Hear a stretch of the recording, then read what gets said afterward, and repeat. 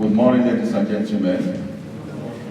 You are highly welcome to this August event. Incidentally taking place in the month of August. We are right here at Cozy Rest Hotel in Gwagwalada Abuja, Nigerian capital city. The reason why we are here is to interact, because there are two sides of the coin. The supply value chain and the demand value chain. And one cannot operate successfully without the other. So we have here today the host disco, because we are within the franchise area of Abuja Electricity Distribution Company. The MD CEO is unavoidably absent, and he has directed that a full complement of his team. I have the General Manager, Communication, in person of Pastor Israel Oyebode. Can you raise up your hand or stand up for identification? It's the one you have been hearing his voice of radio, Oyebode. You are welcome. We equally have in the team the head of MAP, Abiola. Can you stand up for recognition? There's a new program that has been introduced, new scheme that was introduced by NEC, Nigerian Electricity Commission. Under this scheme, consumers and customers. Because consumers are, I understand, they say they are those who consume. Customers, these people are those who pay. Can access data, and with this arrangement, we're expected to pay some token. She'll be telling all the details of what the MAP program is all about. Abiola, you're welcome. We equally have here the convener of this event, in person of Emeka Okubara, is the head of Nestia Power. Can you stand up for recognition, please? We have Pretty Oya, AGN Customer Complaint Unit, NEC. AGN Customer Assistant General Manager. So I don't think it's annual general meeting. But that's sorry. I think you are highly welcome. Representing the chairman, CEO of Nigerian Electricity Regulatory Commission. She has in her team Ishaya Bassett, Assistant Manager, NEC. Thank you. We have here Engineer Usman O. Momo, AGM Technical Services from Nigeria Management Service Agency, NEMSA, headquarters. Engineer Sham Kolo is representing the Director General, Federal Competition and Consumer Protection Commission. You used to know TPC, they are now Federal Competition and Consumer. The DG is unfortunately absent. And we equally have from CPC, FCCPC, Mr. Ondade Ijabu. You're highly welcome. He's the Special Assistant to the DG. And last but not the least, we have in our midst a veteran broadcaster and journalist who is equally an interested party in this event, Ohiria Agosore, Executive Director, Program. You're highly welcome. At this juncture, I would like to especially opening prayer.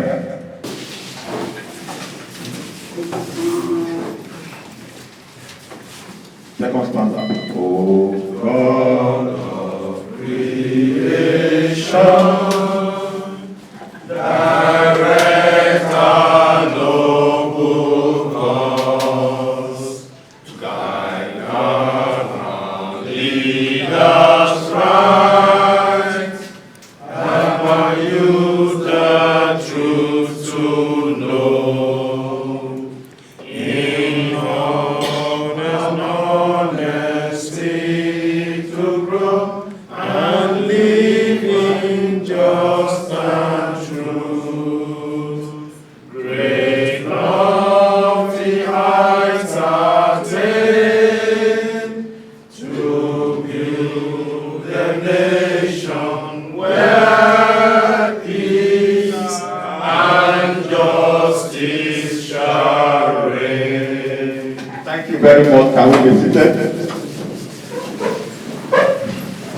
The agenda is welcome address by head of next year power, Emeka Okupa. Good morning, guys. So, quick question. Who slept with Nlite yesterday in their house? 2 people, 3 people? And people at AEDC, you're watching, right? Alright, so just, I wanted to just take a few minutes to introduce this program. This is our maybe 8th or 9th program that we've been doing across the country, from Abuja to Enugu to Sokoto to Ibadan as well. We feel that this program is important because customers are the most important part of the value chain. Why? Because they have the money. If customers don't pay, all of this thing we're talking about will cease to exist. So for us, it's important that customers know their rights and also understand their responsibilities to the discos. There's a lot of issues around crazy billing and all these different exercises that you complain about when you first walked in. But there's also a lot of issues around customers bypassing meters, doing very interesting things to get power for free. And that's on the consumer end, not the customer end. So for us, it's important that we get these sessions to explain what each part is supposed to do. We hope at the end of the program that everyone here understands their responsibilities and also knows their rights to hold the distribution company accountable. Going forward, please ask questions. My colleague Osas is in the back, so find her for any questions or comments you might have. After this program, we'll keep you updated with an email that you'll get every Monday that will give you information on the power sector. With that, I think my time is up. I'm going to call Kunle back up to take us through the rest of the program. Thank you. It is my honor and privilege to invite the representative of the chairman, CEO of Nigerian Electricity Regulatory Commission to give us the background of NEC mandate vis-a-vis efficient service delivery, commercial and otherwise in the power sector. Madam, you have the floor. Thank you.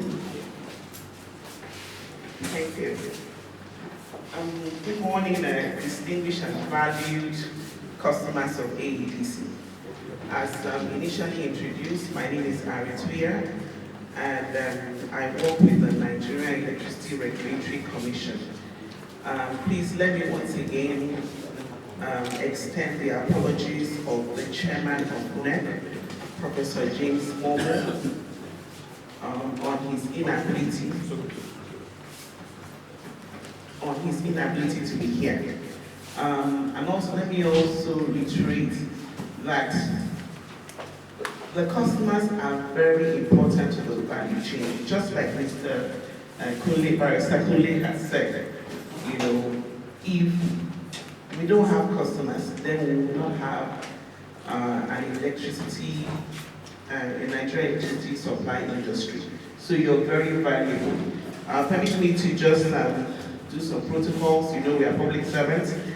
So I would like to recognize the organizers and the partner of Next Year Power, the CEO and DG of the Federal Competition and Consumer Power Commission, the CEO and Chief Inspector of the Nigerian Electricity Management Services Agency, and also the MD and CEO of AEDC, all ably represented. I've been asked to just run you through the mandate of the Commission. I'm sure we don't want any intellectual presentation here. So just simply put, the Nigerian Electricity Regulatory Commission is the regulator in the power sector. What do I mean? By an act that established us in 2005, the Commission was mandated to carry out what we simply call the economic and technical regulation for the industry. What do? We license operators. What do? We also ensure that appropriate tariffs are set for the industry. What do we also do that is very important? We set standards and regulation to guide the players in the industries to carry out their functions, especially with respect to the distribution company. We set standards, and so every player in the industry, from generation to transmission and also to distribution companies, are guided by the rules that NERC puts out there for them to carry out their different functions. Now, with respect to customer service, because one of the reasons why the sector was privatized was to ensure that there is an improved customer satisfaction in the sector. Because the country, Nigeria as a whole, saw that there was a gap. Customers were not satisfied in the sector, and so NEC came on board. Now, what have we done as a commission with respect to customer satisfaction? What we have done is to create a redress mechanism. What is that redress mechanism? It first starts from customers laying their complaints before their service providers. In this case, it is AEDC, because AEDC is your service providers within this franchise area. So you must first of all lay your complaint before AEDC through the channels of customer complaint units.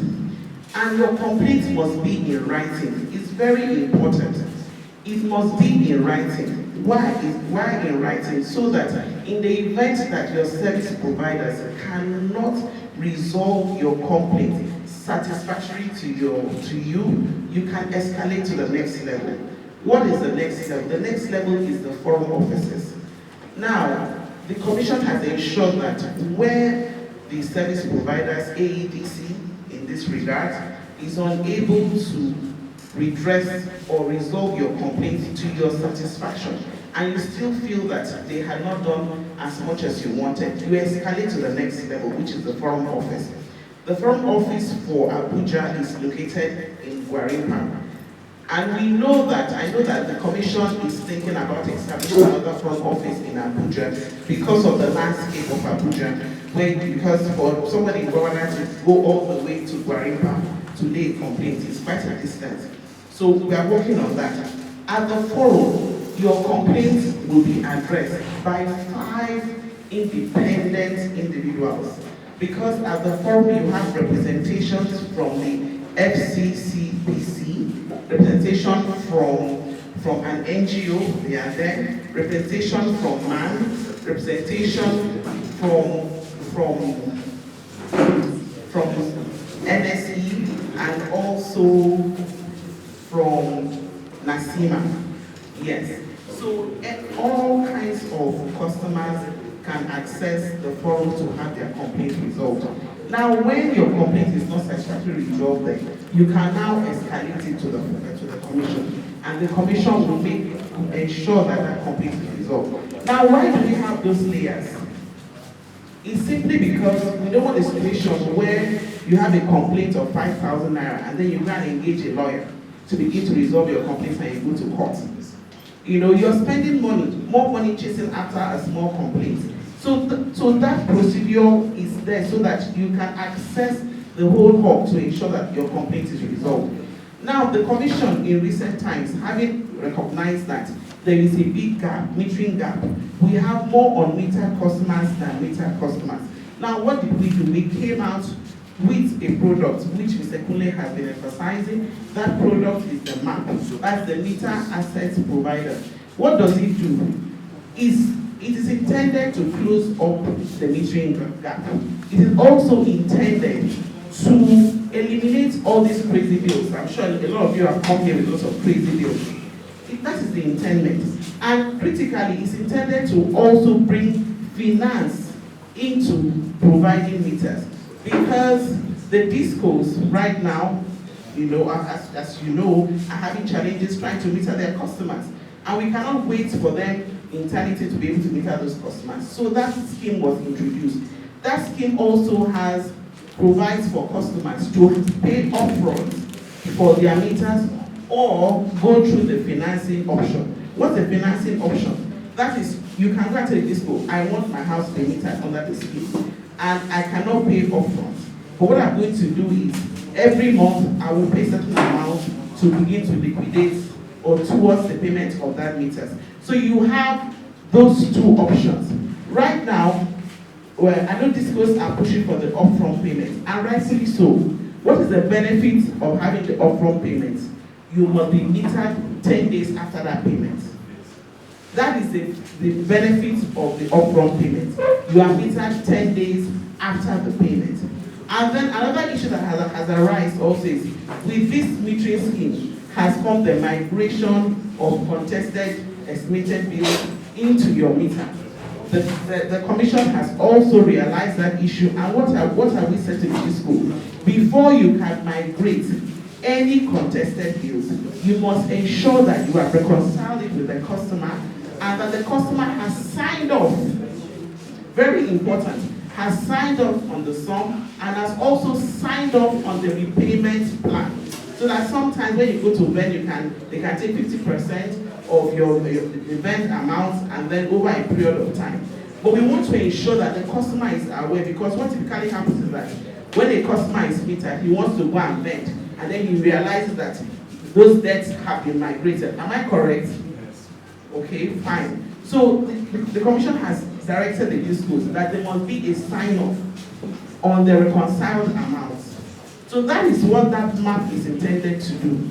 We want to encourage, please, the valued customers of AEDC, that please, you should try to activate the redress mechanism procedure. It's very important.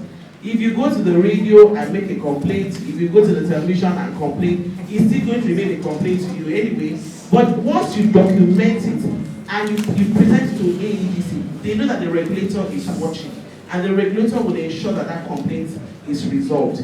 Please permit me to stop here, and I hope that if you have any questions, we'll be able to answer it. Thank you very much. Thank you very much, Chairman, CEO, NAP, representative. Thank you. I believe you all be given a form, which is the customer survey. Yeah, so you are encouraged to fill the form and return it to the lady in the black collar. The lady will come around and pick the form for you. I would like to humbly invite the representative of the Director General, Federal Competition and Consumer Protection Commission, Engineer Escolo, the representative of DBFCCKC, Engineer Escolo. PowerPoint presentation of Manuel. Which presentation? Okay. Good morning, everyone. Good morning, consumers. I like to proudly call you consumers. Though I had another definition of consumers this morning, and I've heard that several forums where we talk about electricity. And quite frankly, consumers are not just those who consume.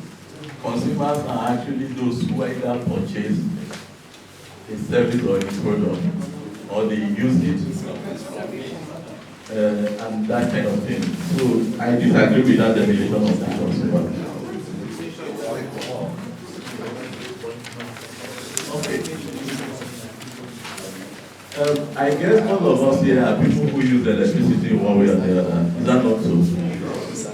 We either use it in our homes or we use it in our offices. And they have spoken about my organization. Then let me quickly say that we are actually the Federal Competition and Consumer Protection Commission. We used to be CPC, that was Consumer Protection Council.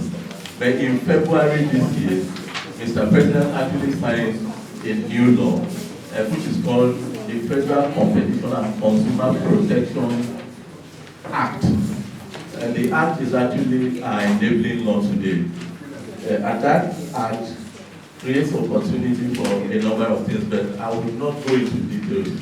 But one of the very important things the Act does is the fact that it actually provides for us to seek redress for the consumer. That is to say, if you have a complaint, the Act makes it a responsibility of my commission to provide redress to that your complaint. And how do we do it? In a sector like electricity, we have a service provider, in this case, the AEDC. Then we have a sector regulator, that's the Nigerian Electricity Regulatory Commission, which we fondly call NEC. NEC is actually the sector-specific regulator for electricity. Us, what we do as a commission is just to oversight whatever happens in that sector. NEC is the one, just like Madam said a little while ago, that will actually prescribe a lot of things that would guide the behavior of AEDC or any other electricity company. So they actually control the behavior of those firms. And like if there is a service failure, we also wait on NEC to do the needful. In public service, when we say you do the needful, it entails a lot of things. It could be to sanction, it could be to call the attention of whoever is doing something that is wrong, and a number of things. But like I say, when all of those fail, you can resort to us. But most importantly, we were called today to come and talk to you about your rights and responsibilities as an electricity consumer. And that's just what I'll be doing. That is also one of our roles. We educate, the law permits that we educate consumers. In terms of the right, I think the first right we'll be talking about is right to connection, electricity connection. Let me say that when we talk about rights in this sector, so that I don't forget, we'll be talking about rights that have been provided by either regulations, standards, codes, or orders issued by NEC. We don't reinvent the wheel. When we come into any sector, we work with the sector regulator, and like I said in this case, the Nigerian Electricity Regulatory Commission. We would not come and say, let us come up with a new regulation in the sector. We would not come up and say, let us develop a standard in the sector, or come up with a code. We work with those ones that are made available to the Nigerian people by NEC. In a situation where those regulations are not adequate, we can actually approach NEC to either amend or to introduce new regulations as may make regulatory matters to be adequate. When we talk about right to connection, electricity connection, that is a right that every consumer has. NEC has a regulation that says if you want a new connection and you pay money, you pay for the connection, you are supposed to be connected within 10 days. That is to say, one, your installations too, because when we talk about installations, the things you have in your house, like your wiring and all of that, would have been ascertained to be okay. So when it is ascertained to be okay, NEC has provided that within 10 days of your paying for that, you need to be connected. Since I'm talking about connection, permit me to quickly talk about disconnection. NEC also has the same regulation that I'm talking about, also has a provision on disconnection. It states in clear terms why a consumer or a customer has maybe agreed here could be disconnected. Some of the reasons, they vary actually. But one of the, I think the major reasons why it could be disconnected most of the time is when, for instance, you are indebted to your disco. Your disco would come disconnect you.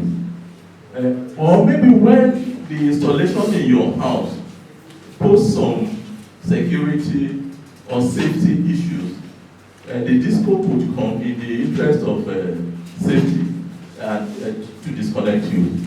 But one of the very important things we are happy about there is that the same regulation also says that if you don't meet, for instance, you are indebted to your disco, you have 10 days.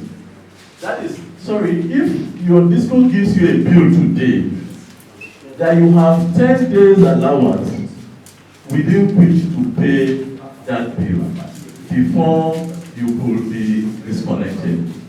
It's actually something that is contained in that regulation.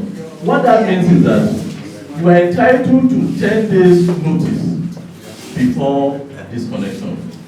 Though what we have seen across the country, sorry sir, okay. When I talk, let me also say this, when I talk, quite frankly, kindly bear with me, I will not be talking just in terms of AEDC, because our experience comes across Nigeria. We receive complaints from all over the country. So when, for instance, talking about the disconnection notice, we get a lot of complaints that maybe I got my bill today, the following day, I left for office and I was disconnected. Someone is saying the same day. For us, that is not good enough. You know why it is not good enough? Do you know why there is a regulation? There is usually a regulation so that people don't begin to use their discretion. People don't sit in their offices and say, okay, I consider this to be like this, I consider this to be like that, and so I will do this. Regulation makes it mandatory to say, this is how you will do this thing. So that you don't begin to impute your own ideas, your own reasoning, and your own suggestions as to why you must do something. So, and when we talk at fora like this, at a forum like this, we actually crave the indulgence of everybody to come to an understanding. You know why? If we don't obey regulations in one way or the other, then we are bringing anarchy. Is that also? We are saying that if a disco, for instance, violates regulations, it means the consumer can also begin to also attempt to violate regulation. Is that also? And when we have that kind of violation, we will be causing nothing but anarchy. Is that also? The other thing is rights to information.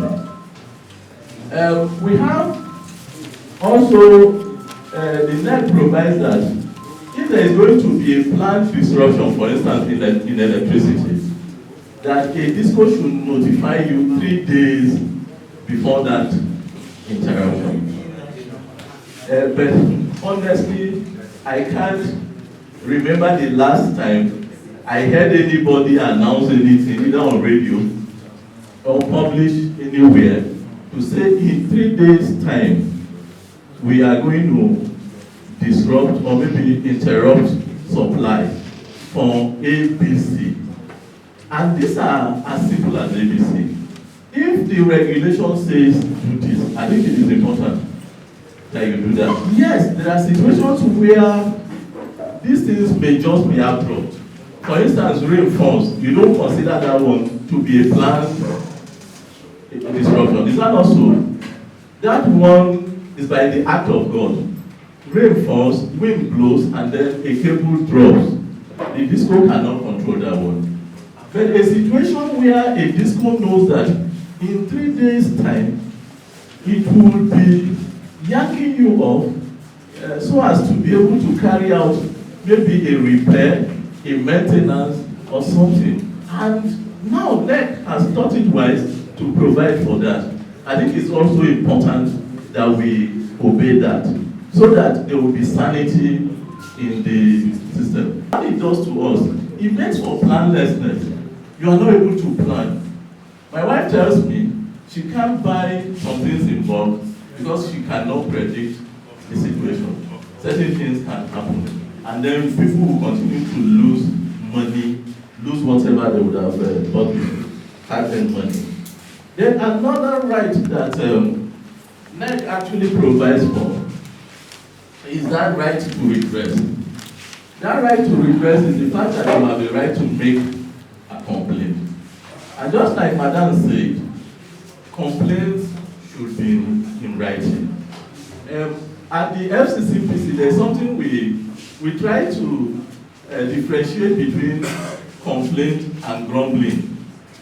Grumbling is when you sit in your house or you are amidst friends, something happens, you say, oh, this NEPA, God punish them. This and that, this airline, this wahala, Nigeria is just terrible, this and that. But you know where we have issues. A lot of times, even friends have called us to say, see, I'm right now at the airport. This airline has delayed for 8 hours. They have not told us any reason. They haven't, and then they are really, really angry. And you say, you know what, sir? Just kindly do a one line telling us that this is the situation. And that will be the end of the story with that guy. He will not revert to you because he doesn't want to commit himself. And it is, I don't know why we do that, but I think somehow we have this entitlement mentality to say we must sit in our house, we mustn't initiate anything, and certain things must happen good to us. I think that is one of the reasons I can begin to think about for that kind of behavior. And another thing too is the fact that possibly, maybe we have not been quite happy with the complaint redress mechanism that most of our organizations have. I also work in an organization that receives complaints. NERC actually also receives complaints. AEDC receives complaints. Possibly you may not be encouraged by the way we go about what we do. Is that also? But that should not discourage you.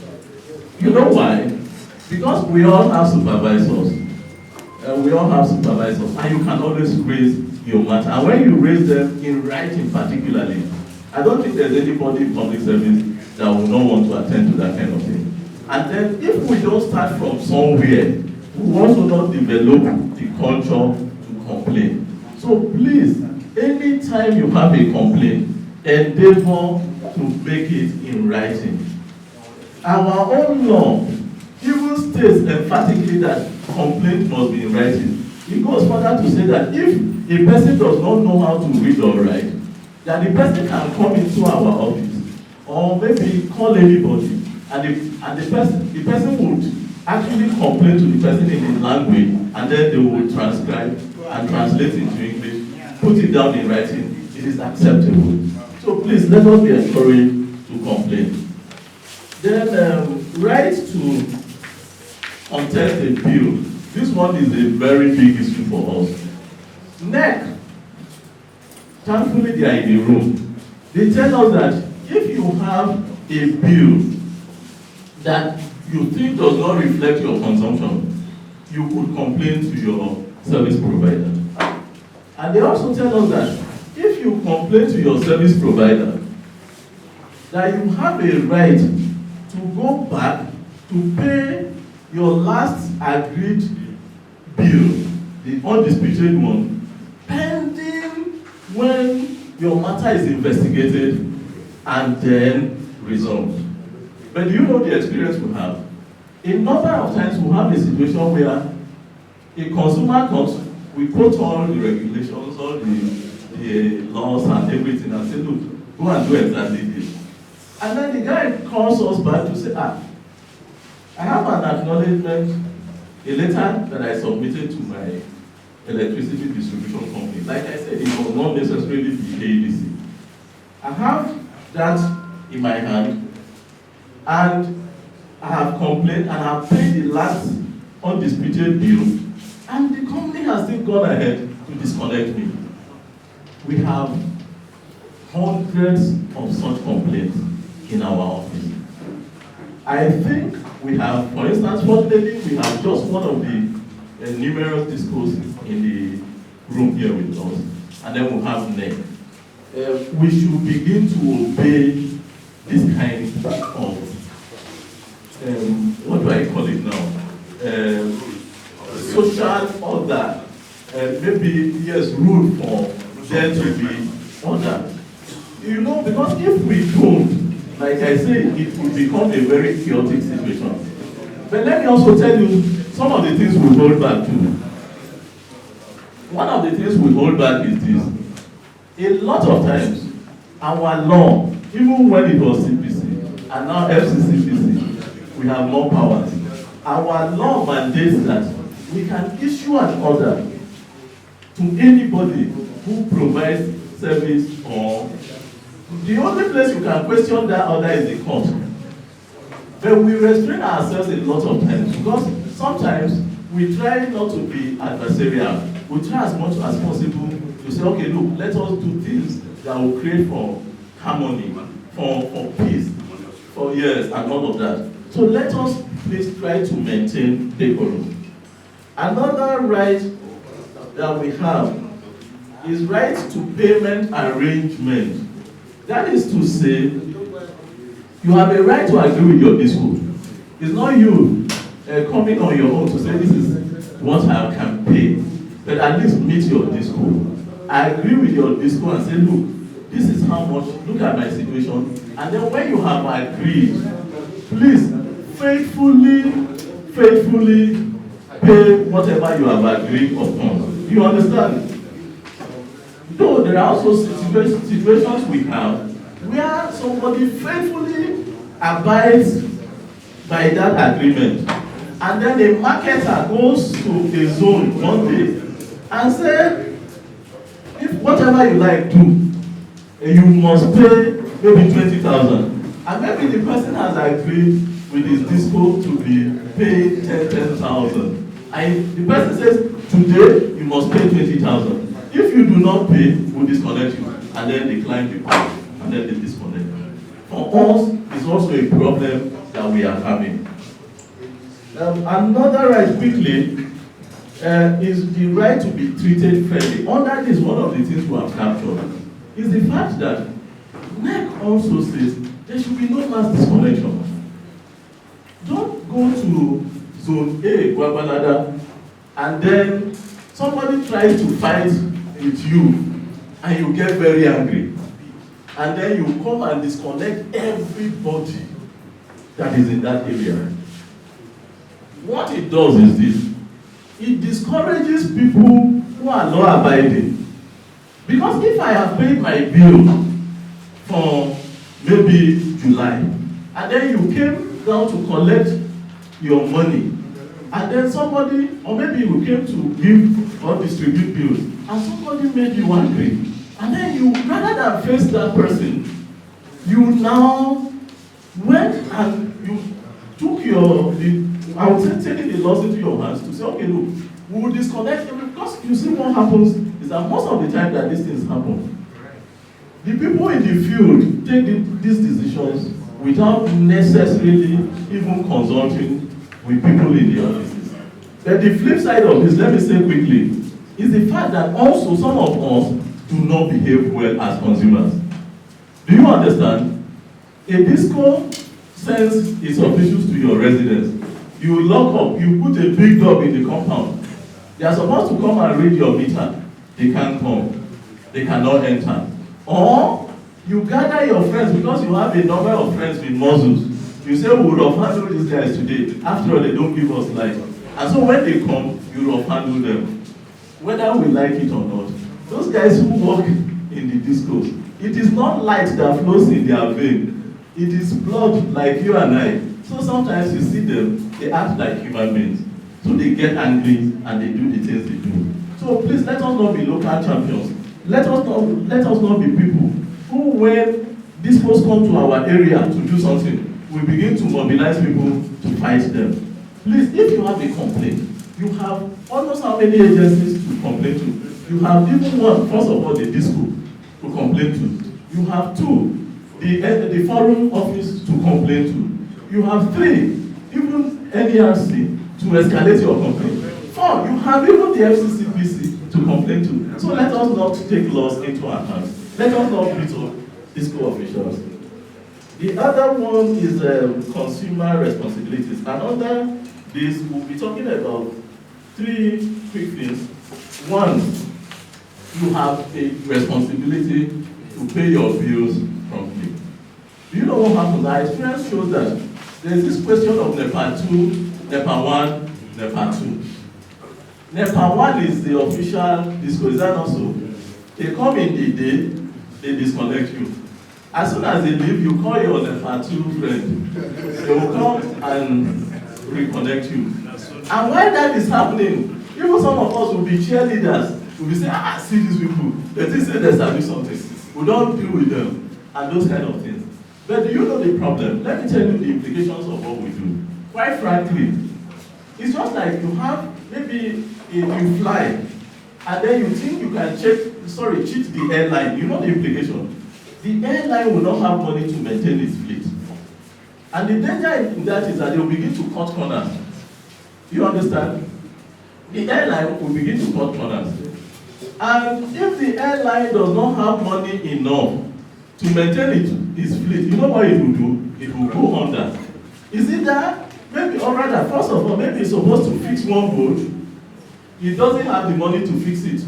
So they will use maybe a wire to tie it. And the thing goes up, it comes down. We'll say, God, the devil has done his work.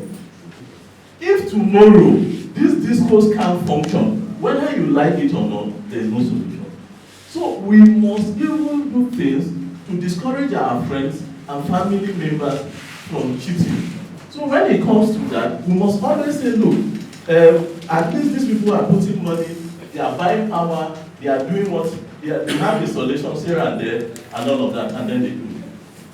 Then another duty is to protect meters and other installations. Some of us will actually bypass. Is that not so? You have 2, 3 ACs, you connect one, and then the remaining you bypass. You tamper with all of these facilities. I think let us begin to do the right things. Like I said, the discourse must be afloat. They must be there. They must actually be there to serve us. So let us not do those kind of things. Another thing is, yes, that amounts to energy theft. So we mustn't engage in those kind of things. And we must always report those that engage in them. Because the thing is that you might think it is not you, and you might think the discourse will even need to punish them. The implication is that when the discourse are not doing well, it also affects you, it affects me. So at the end of the day, all of us will suffer. Is that not so? So, and then even things like cables, our transformers, and all of that, let us try as much as possible to at least protect them. But one thing that I must say before I say that is also contained in our presentation is this idea of who provides what. Is it the discourse responsibility or the consumer's responsibility to provide meter, to provide transformer, to provide pole, to provide cable? From what we understand, it is the discourse responsibility. It is not the individual's responsibility to provide those things. The reason is that all of these things, even if you provide them, they belong to the disco. But yes, it doesn't also mean that good-spirited citizens cannot come and say, we want to donate this, maybe to assist even our disco. From our interaction with the discos, they tell us that, look, most of the time, when people do these self-help things, that they don't even contact them. They just go ahead. Maybe one day they hear they have purchased a transformer. They didn't even contact the disco to say, okay, look, we intend to maybe assist you to do this. And the number of times too, you go through very dubious people. Some persons might even be your community leaders. They are telling you that, okay, they are collecting money to give to the disco. They collect money, it goes, and they tell you they have gone to see those guys at the disco and they have given the money. So let us make everything formal. If you're going to do that kind of thing, write to the disco. Don't send people. Do a letter and say, the managing director, we are of this community. We want to assist to this extent.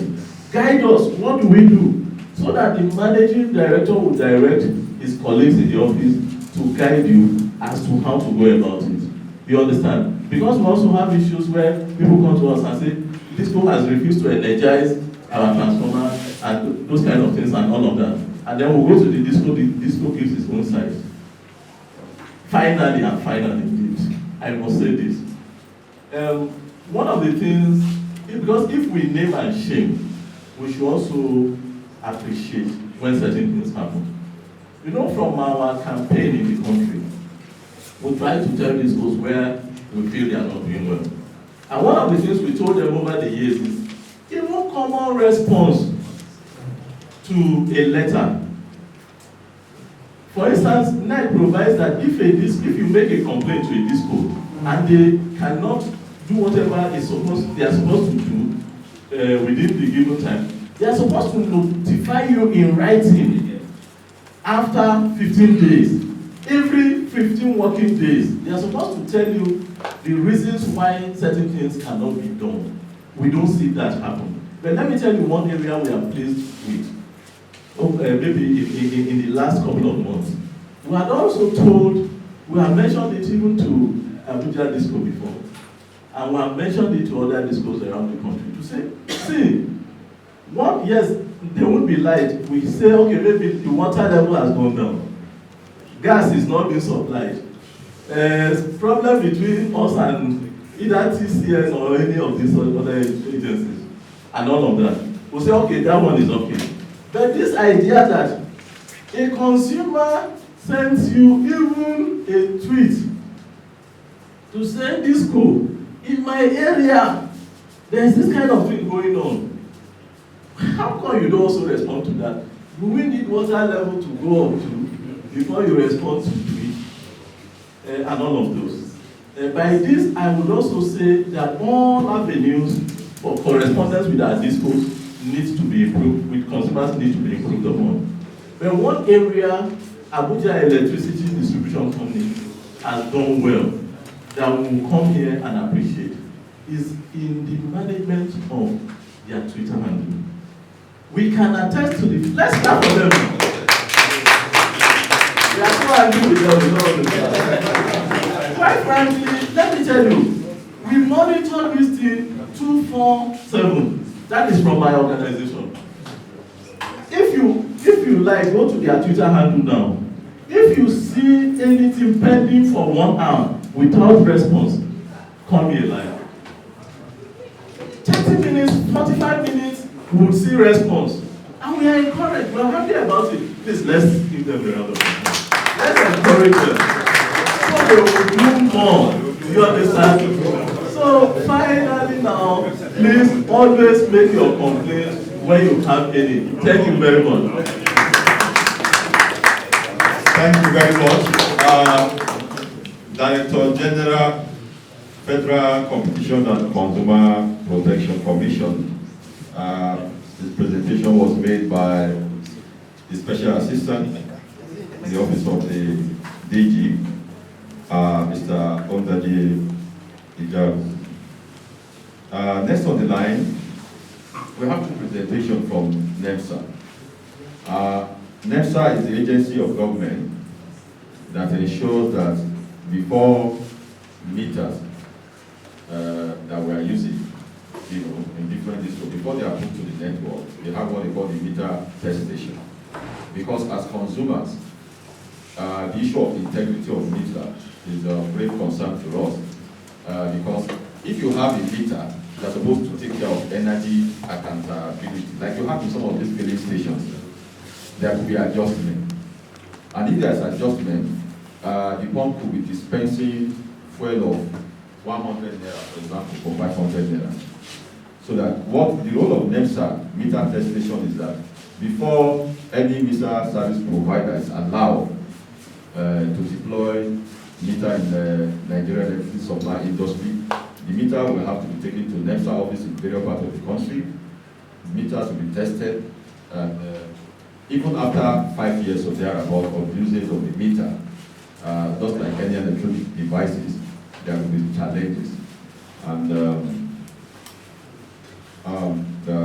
they will take it back for recalibration. So, on this note, I would like to invite the head of NEMSA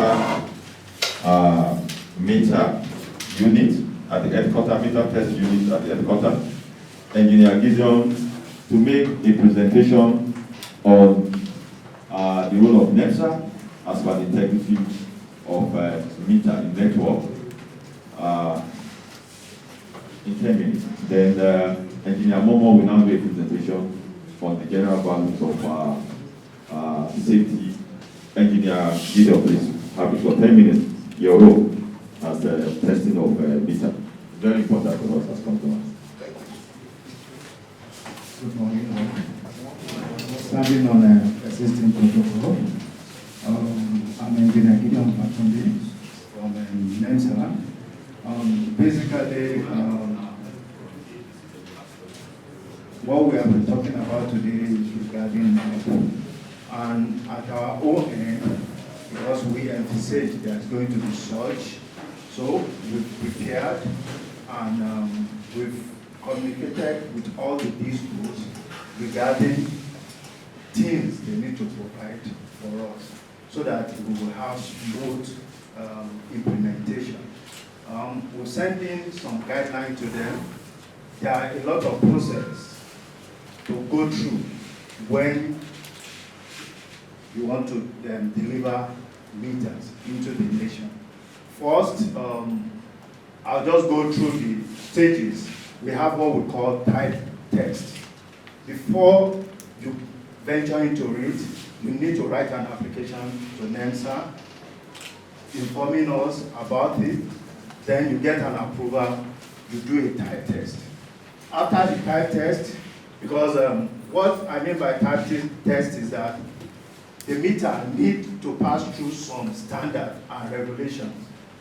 Because throughout the world, we have different climatic environment, and we need to domicile our own kind of meter in such a way that it will be able to work well.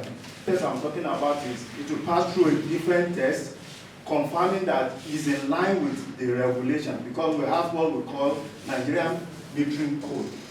So that's why we have the specifications and parameters that we need to test in line with the regulation. So after that, we gave the suppliers or the map providers the certificate to go ahead. Then the next phase is when they bring in the meters, before they start deploying it into the consumer, for consumer to start using it, we also need to do what we call routine. We need to confirm if what was done on the type test is the same, is coming in with the same parameter.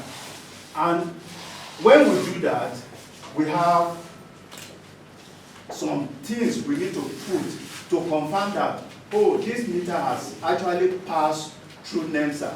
So we have what we call seal. So I just want to inform the customer that if you have a meter in your house and there is no NEMSA seal attached to it, that means the meter has not passed through NEMSA.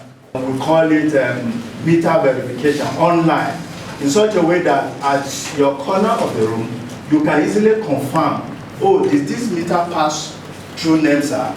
If yes, because we are trying to match, we'll match the meter serial number and the seal number. So it's either you use the USS code or short code to confirm. So basically, why we are doing this is we want equal opportunity. The discos, that we don't want them to lose, well, the customer as well, we don't want them to lose. In such a way that the current being dispensed out is accurately captured That's the main intention of why we are doing all the process, so that there will be win-win situation and the investors will be happy, while the customers will also be happy.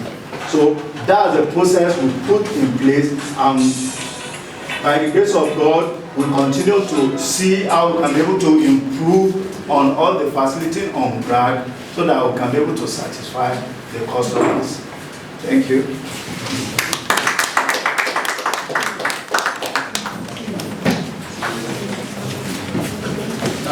Thank you, Engineer Gideon, for that beautiful presentation.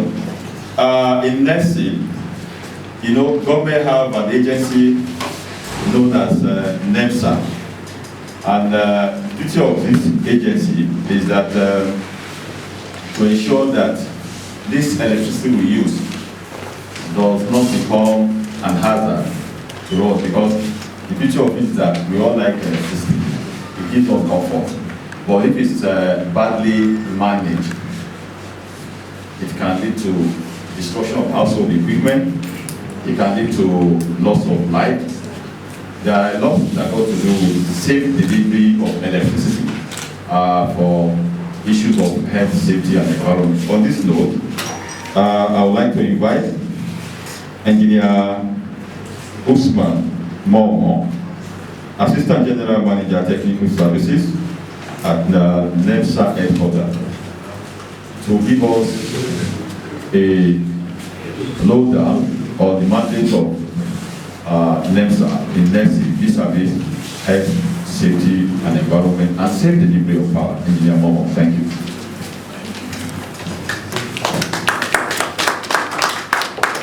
Okay, good afternoon everybody. There's been a lot of talk, meter, consumption, everybody's more concerned about what is paid. But we seem to forget that before you get to the point where you consume electricity, there must be first delivery of electricity to that your meter point for you to have electricity to complain whether you are enjoying supply or not. And that process of electricity getting to you is very important. We started with the question the organizer asked, how many people slept with light last night? And some raised their hands, some did not raise up their hands. Now it's not your meter that made not to sleep with power supply. It is the supply from the source to your house. There was no supply. That's why you didn't have power supply. That's why you didn't sleep with light, not the meter. So I think we need to look at it from two perspectives. There is the issue of the meter, which I know is dear to everybody's heart, or your consumption. But also important is, if there is no delivery of the power from the source to where your meter, where it will be metered, then you'll be talking about revenue, how much you have spent. So it is very key, and that is where NEMSA comes in. Now, our role in the industry, it's about second things. Your safety, one, and also ensuring that the power, the safe delivery of power for you to use, safe, reliable, and continuous delivery of supply of power to you to use. Before we talk about the major point. Now, how do we ensure this? That is a basic challenge that we have in the industry today. It's been recurring, and that's why NEMSA was established, to step in and see how this can be resolved. First of all, one of our key mandates is to ensure that all the materials that are being used to bring that power supply, to deliver it to your doorstep, you have the right standard, the right specification. It is very key. If we go out, or while we're coming here, we see power lines, we see poles, we see conductors traveling up to our areas, and if we go to our houses, we see that those poles bring conductors up to the point to our doorsteps, and there are some wires that take it into our houses where it gets to our meter point. Now it's very important that, one, the poles that are bringing the supply that you see in your houses, part of what we do is to ensure that those poles, they meet specification, require specification, they are designed to standard. The quality of the pole must be such that the pole can remain standing for years without anything happening to it, except accidents or somebody runs into it. That standard of that pole, we inspect, we monitor and ensure the quality that that pole, before it is deployed to you for use, it has been certified by NEMSA. And part of what we do, part of the criteria of giving the people who manufacture those poles is that their name must be engraved on the pole. The name of the company, a phone number must be there, and a batch number must be there on that pole. So that it is easy, if there's any problem on that pole, it collapses on its own or anything, we can trace who the person is, and the person can be brought to book. And that is one for the pole. Also, the conductors, the wires that we see on top of the poles that come to your area. Now, these conductors you see, they have different sizes. The important thing about these different sizes of these conductors is that they have different currents that they carry to deliver to your house. Now, if you use a conductor that is undersized, it means that if you require the amount of power you require, if that conductor does not bring that amount of power to your house, you have where you'll be experiencing low voltage. So such situations will be blaming the disco that is from their own case, not knowing that that conductor is part of the problem that you're having. So we also ensure that the conductor they're going to use must be of the right size, also of the right quality, because you have when they use a substandard conductor, it can snap and break just on its own. It just snap, before you know that it will drop. Poor quality. Now we also ensure that that conductor is of the right quality. To ensure two things: it must be of the right quality and it must be of the right size, so that the amount of power that is meant to deliver to your doorstep, it delivers that amount of power. Also, you have what we call the cross arms. You see, it's standing just across the pole, carrying three things that hold the conductors. Now, for the cross arms, initially wood was being used, but today we have a challenge. We do not have standard wooden cross arms anymore because it's not being manufactured anymore. What you see, people just go into the bush, they cut this wood, and then they use engine oil, paint it with engine oil, and put it up there. After 3 or 4 rain seasons, it is wood. Water, rain, effect of it begins to cake, it breaks. Conductor snaps, major problem. So we ensure that the quality, what we have asked them to use now, either they are using China iron or they are using fiber cross arm. We ensure that the quality is there. Thirdly, the insulators that are being used. You have insulators of different voltages. There are those for 33 and there are those for 11. Now there are two different, 33 and 11 are different voltages. Now if you use 11 for 33, it means you are going to have a lot of problems. Because it is lower than 33, you cannot take that 33. And this can result in disastrous consequences. So we also ensure that these materials that are used there are very, very okay. Now, so from the supply point that is coming to where you have your transformer that is visiting to your house, now we carry out inspection. That's one of our basic functions. We do inspection, we test, and then we issue a certificate to say this installation you have used. One, the materials you have used altogether that I explained, your conductor, your insulator, the cross arm, your pole, the materials that you have used are standard and they meet the required specification. We say they are okay. That's for the materials. Secondly, we also ensure that even that construction work that you are going to do, before you do the construction work, it is supposed to be planned. You do a survey, you do a design. There's a regulation set by the regulator, NEC. It must follow that regulation in planning, in designing. So that by the end of, by the time he has finished all this process, he decides to construct this installation, it must be in line to ensure this has been done.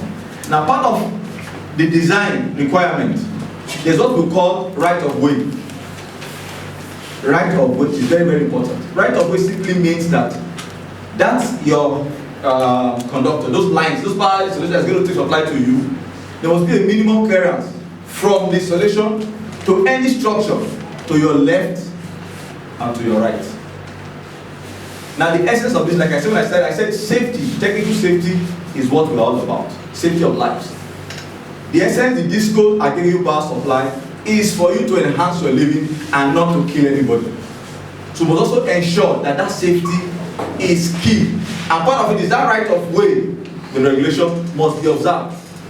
We've had situations where we've had complaints from consumers who have come to say they finished our installation, but they told us that one NEMSA said they cannot power the installation. Why?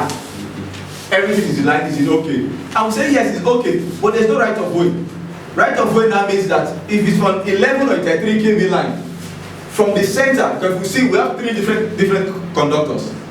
From the center one to any structure to your left is 5.5 meters. To the right is 5.5 meters. The essence is simple. If the conductor snaps and drops, there is no way to come in contact with anybody. So you are sure that even if we don't pray for it to happen, sometimes it happens, and in the protection system the discs are put in place, it might fail.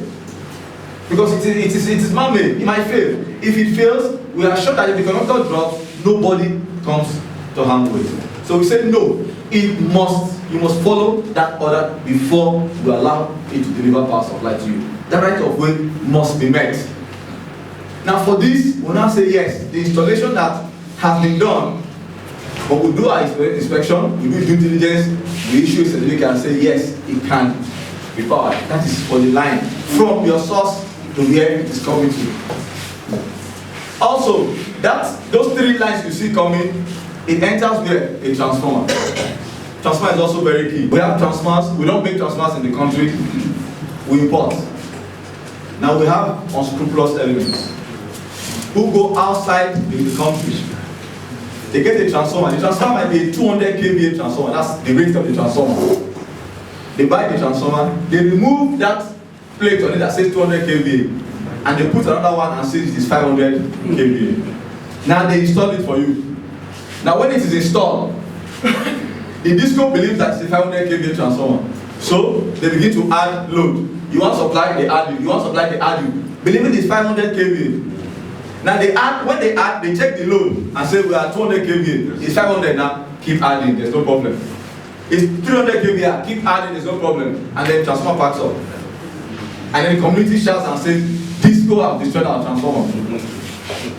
Then there's a lot of problem. They go to Disco's office, they attack the Disco staff. It's a problem. Now part of what we do in our inspection and test exercise, we test this transformer and we confirm to say the capacity of this transformer is actually what is written on it, or it is not what is written on it. If it is not, then we tell whoever supplied it to say this transformer is not, and then we write the Disco or tell the Disco that this transformer cannot be powered because what the nameplate is saying is fake, and it must be replaced with a standard transformer of the required capacity. Then the Disco itself, because of what I said, refused to energize the transformer. Now it's good we understand these things because as consumers, so we don't see the Discos play a role. We work in partnership. So sometimes when these things happen, we try to appreciate some things the Discos they do. I'm not making brief for them, but sometimes they do this thing for the benefit of you, the consumer. Because it's not good, you finish an installation, 3 months down the line, transformer packs up. And then you come back and confirm that it was not a 500 kV transformer, a 200 kV transformer. We're asking what happened in the first place. So in this value chain, we carry out all these tests of all these equipments, and then at the end of the day, we issue a certificate. Now we tell the Disco you can go ahead and energize this installation, which is done, and then we monitor the installation.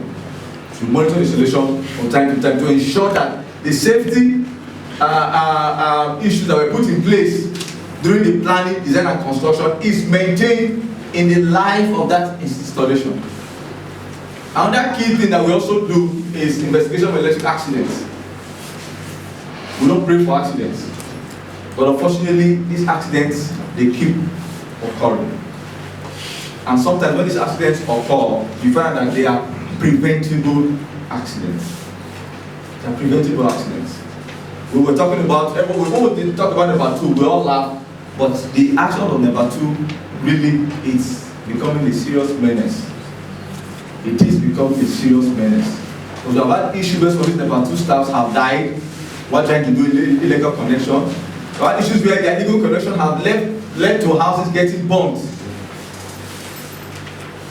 Yes, houses have gotten burnt. We have seen where people die in their houses from this electrical fire that arises from all these poor connections.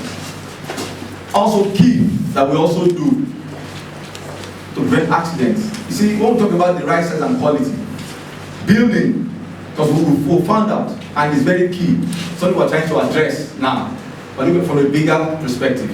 We found out that most buildings, and I'm saying it's from extent of carried out in Abuja, more than 50% of houses in the buildings don't have protection system. From the basic earthing system, most houses don't have. You see a beautiful big mansion, beautiful house, there's no protection in that house.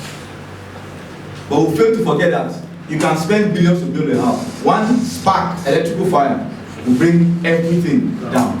And then you ask yourself, what's the cost of this earth conductor that you need to produce yourself? What's the cost of the ELCB that you need to protect the building compared to the cost of the building?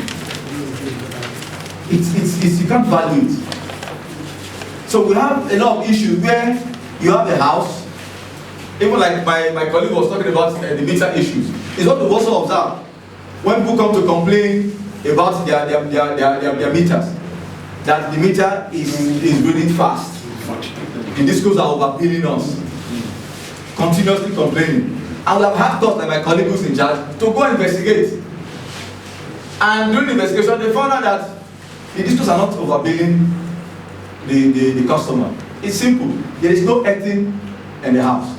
And once you don't have any earthing in your house, if there is a fault current in your house, the fault current doesn't have anywhere to flow to. So it creates virtual load. So your meter sees it as load and reads that fault current as load. So in addition to what you are consuming, and they will end up blaming the disco that they are overbilling us. So it's a key issue now that we are going around now, we are checking houses, and we have said, part of what we have told the disco, before you meter any house, I know there's a rush, everybody wants meter now, but we have to understand safety. Before any house is metered, please, the disco, they have to access the building. Or they call our office, we have offices, call our office, carry out a check. If you don't have a earthing system, then be sure that you're going to have problem when your house is metered. So while we're rushing for meters, as we are rushing, we are eager to get meters, we should make sure we do the needful. And one of the needful, not like the one my brother described, this is the real needful now, not the one talking about. You must make sure your house has a good earthing system. Now when I mean good earthing, not just earthing system, because we've seen houses where they will show us earth conductor as it enters the ground. But when you carry out the test, they're getting over 1,000 homes. What the regulation says is that your earthing system must be less than 2 ohms for it to work. It must be less than, yes, for it to work, but less than 2 ohms. So it means that even after the earthing is done, it must be tested. Okay, before they are giving the right to pass. And we've told the disco, if these things are not done, and then the house is metered,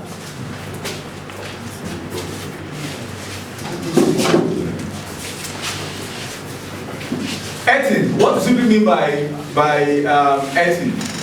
It's connection. We get a copper conductor. A copper conductor. Now the minimum size copper conductor should be 70 mm.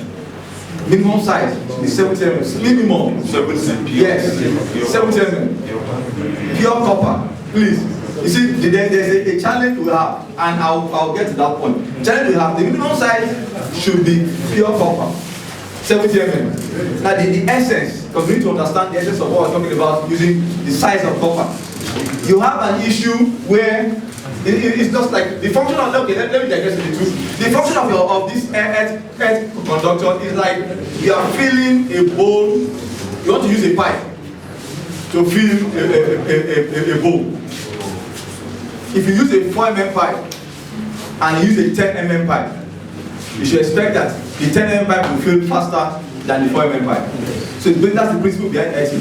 When you use a minimum, we say minimum, but not say a minimum, can be 95, can be 120. It means that your fourth current, the rate of discharge, that fourth current that is flowing around, when you use minimum 70 mm, the limit time which it flows down to the earth will be faster than when you use the minimum size. That's why it is minimum of 70 mm. Now it is connected to your point, your supply point in your house.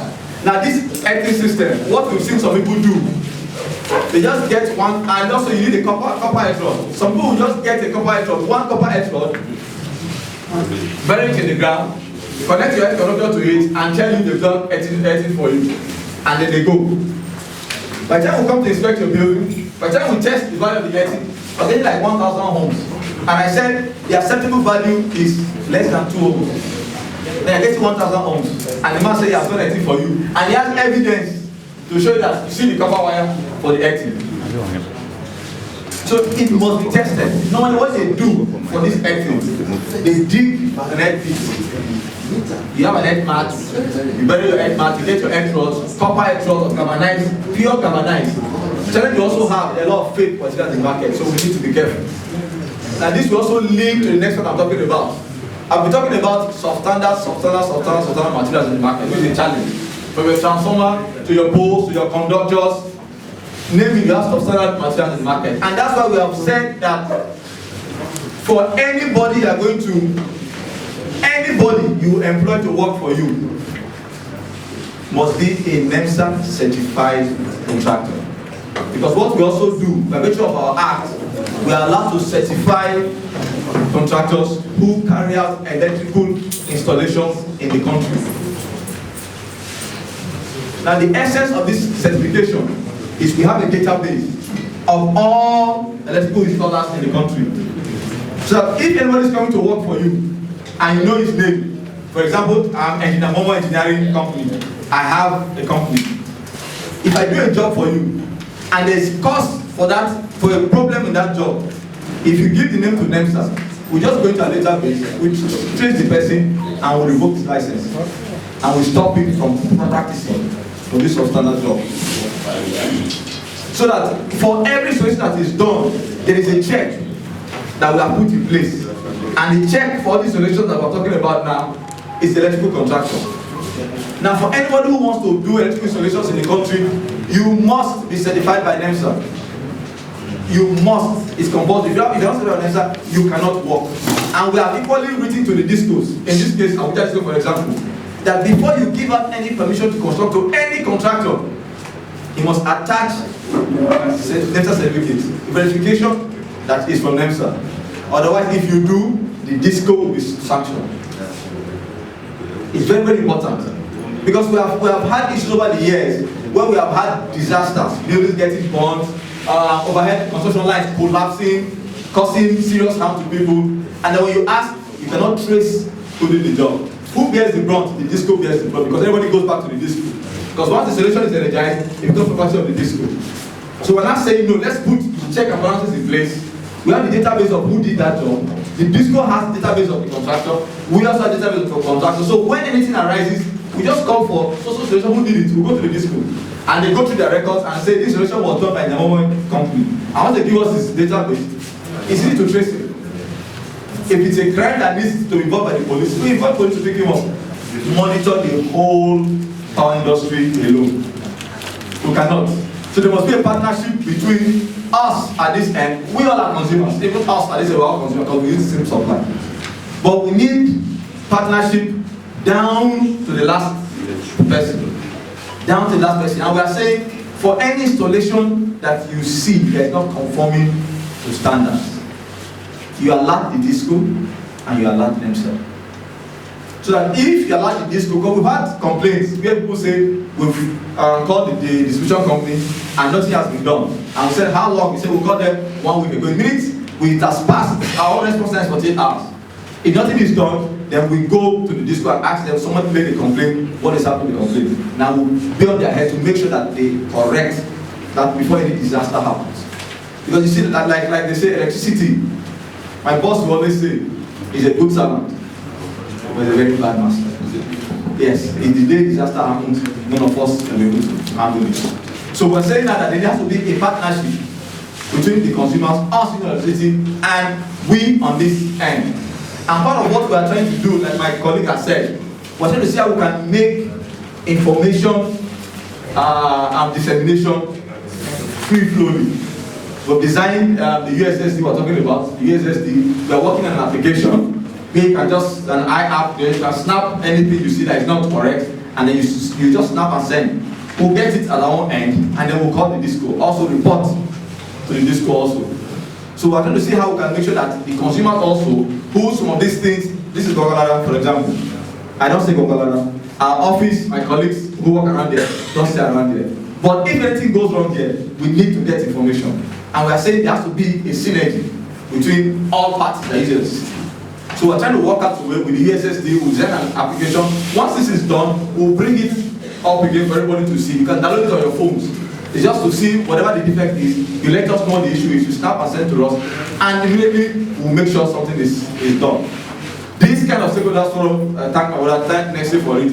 It is good we keep, talking to ourselves on these issues. Because you see, we monitor the accidents that happen. And when we see some of these accidents, like I said, accidents that are avoidable, what is the issue? Well, this goes there here. Some are ignorant, some are the issue of right of way. And that's why we've instructed in this school that any structure under the right of way, please. What is right of way? Right of way, like I explained right of way. I explained right of way. I said for your lines that are coming, there are 3 lines on top. From the center one to your right, 5.5 meters. To your left, 5.5 meters. Now, why right of way is very important? I'll give you an example. Actually, that happened. There was a security man. The security house was encroaching right of way of the lines. Now he bought a television. When I was trying to install the TV, the antenna with the pole, he put the antenna. Now he climbed the chair. As he raised the pole with the antenna, he touched the line. He bumped to death. The man, he got bumped to death. He died. The man died. Why? When we got there, the security house was directly under the line. If he had observed the right of way, even if, no matter how he raised that antenna, there's no way he would have gotten in contact with the line. He would have been safe from this issue. That is where conductor snapped and dropped inside somebody's compound, which means the compound was in the right of way of that line. And children were playing outside, and he snapped and dropped on one of the caught. Yes, he caught and dropped. Now, because we need to emphasize, consumers need to understand the importance of right of way. Because when these things happen, when we come to the consumer and say, please, you are encroaching the right of way, something has to be done to protect you. It's not the disco, it's to protect you from this accident, impending danger that we are seeing. So when you get no, we can't do anything here, we must remain here, and we are showing them, even when they hear of what happened. Whether the incident in Calabar, the viewing center. Conductor snapped, people were watching football match on the container, 11 people died. So all these are issues, and that's why NEMSA came on board to ensure that technical regulation, technical safety is being enforced. We are now going to ensure that the consumer gets the benefits. He enjoys regular power supply, he enjoys reliable power supply. And we have to ensure that we checkmate the disco, ensure that when there are issues against the disco, we call the disco to order. And when there are issues against the consumer, we call the consumer to order. Because we have issues where discos are reported that somebody is building a house directly under the line. It happens. And we tell the disco, if he doesn't stop, when he finishes that house, who is going to give him supply? If you don't give him supply, then he can't run the generator along. And by the time he sees the implication, he loses his structure and he goes back. So there's need for general education, general enlightenment, and the need for all of us to work together. Let's not see ourselves as enemies. There's a need for us to come together, work together for the benefit of the industry. Because all of us are stakeholders. Every one of us here are stakeholders. And if everything works out fine, there will be no problem in the industry. Thank you. Thank you very much. AGM Technical Services, NEMSA, represented on behalf of MD NEMSA. I want to especially appeal to us, because of rain. When we are all starting this program, some people might believe that they will be able to come here from town because it was raining heavily in town. And here too, the rain started. But thank God for God's divine intervention. We have to go on our knees and thank God that we have a very important program today, and the rain was suspended for 6 hours. And we thank God. Yes. Thank you very much. I think God in action. On that note, please, we started this program by 11 in the morning, and if you look at our time, we just spent about 90 minutes there. Some minutes after 11, we spent about 90 minutes there. And you will agree with me that sometimes there are things you don't hear on radio. There are things you don't read in the newspapers. We know that we all have busy schedule. But the truth of the matter is that you can't shave a man's hair in his absence. And you cannot, for our gender balance, you can't play a woman's hair in her absence. And why we ask the different agencies to tell us what some in local parlance we call the Go-to-Rechi. I was telling Nigeria, Momo, that this snap, this wire that they use for light, the thing cuts. Now snap, but if you think that it's photograph, so I was asking him to break it down. When it comes to conductor, etching. Some people will not understand, so I have to give insight. But please come down to our level. Engineer Momo, once again, thank you for the beautiful presentation.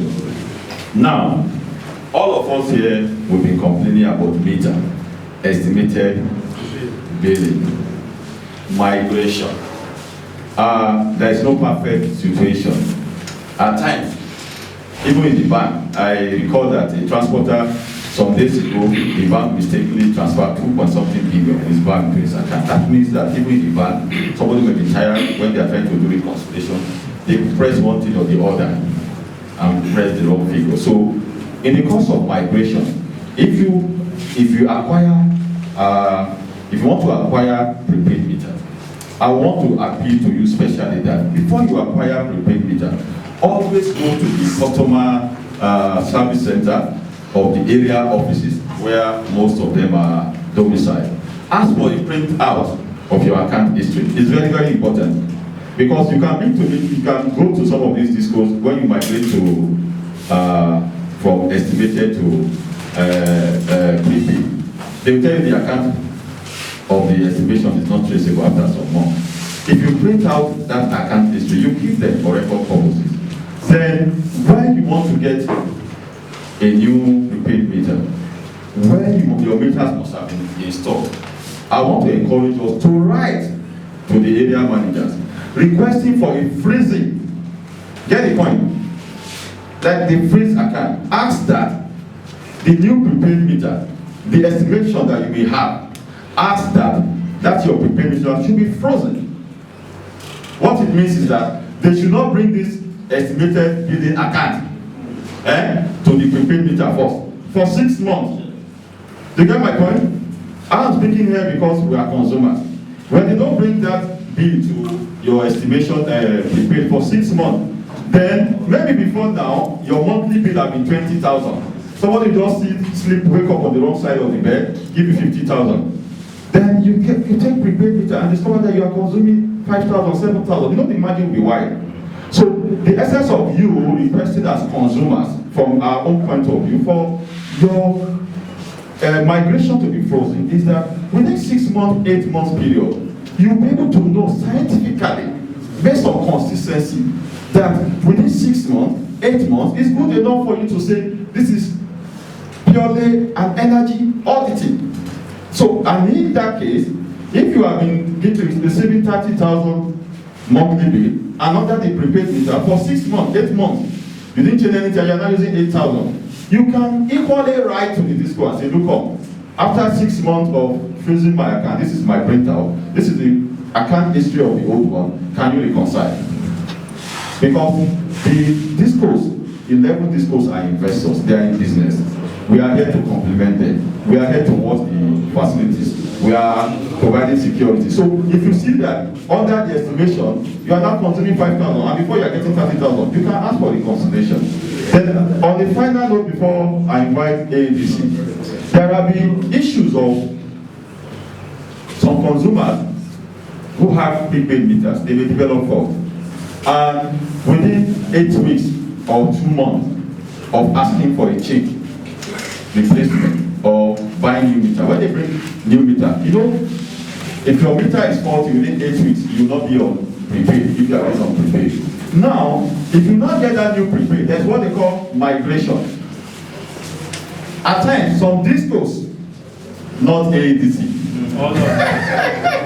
Some discos, okay, that's just a light channel. Some discos, when your meter is faulty for 8 weeks, and before, for 6 years or 4 years, you were using what they call revenue protection. And somebody will now come, like I said in the bank, there could be human error. Because the disco will say it's human error.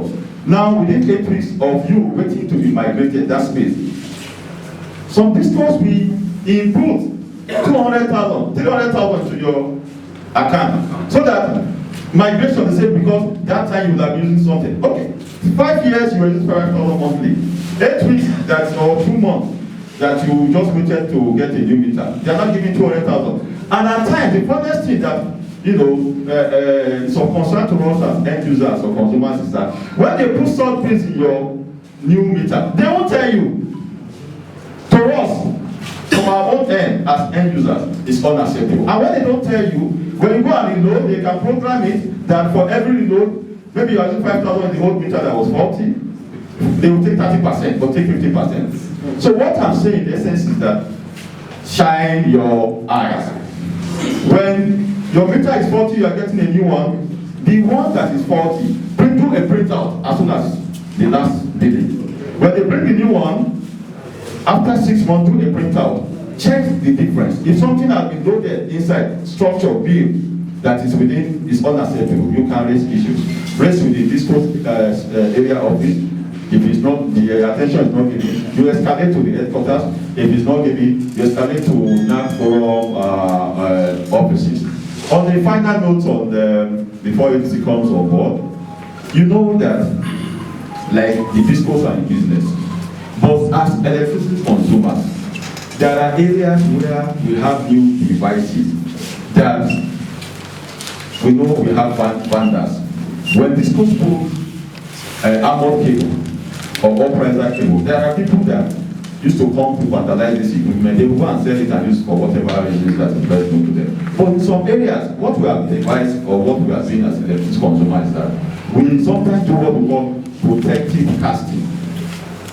We separate the cable so that there won't be leakages. We put PVC pipe, maybe 12 bar, 30 bar, thick PVC pipe for water, not toilet soap. So we bury the cables. That's what we are doing. And put concrete, cast them. So that the one that will come out will be so short and will not be marketable for them.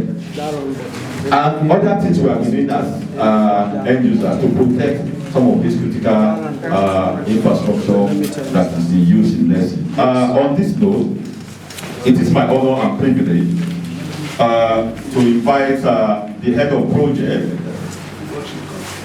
Okay. A lot of presentation by ADC. And Barrister Oyebo Defadekwe would like to say something on behalf of the MD, CEO ADC. Thank you, Oyebo Defadekwe. Thank you very much. I know it's almost lunchtime, 12:45. So we've been waiting for a long time. So good afternoon, everybody. Permit me to also adopt the protocol that have been on ground. First of all, I'm not going to take your time. I just want to tell you how grateful we are that you could be here this morning or since morning to listen to us. I know clearly that AEDC is the organization on the spot today. Your silence all along is because you are keeping your gunpowder dry until question and answer time comes. I'm not sure you are going to ask NEC any question. You are not going to ask NEC, sir. any question. You are not going to ask any other person, is AEDC, because we are the ones giving you the bills to pay. We are the ones withdrawing the supply from you or disconnecting you, as the case may be. We are the ones that you see every day, but it's understandable. What I want to appeal for is this. Please always remember that we're not the only ones in the value chain. For instance, and I'm talking of what just happened between yesterday and today, we got a directive from TCN to say, drop Airport Road, drop Lugbe, drop Gariki. For what? On account of an equipment they use in protecting their own equipment. If we don't do it, it's either they forcefully knock everybody off or the station will go up in fire. But how do we control that? So we are also at the receiving end. 2, whatever money we get from you is not spent by us alone. As a matter of fact, we get just 25% of whatever you pay us.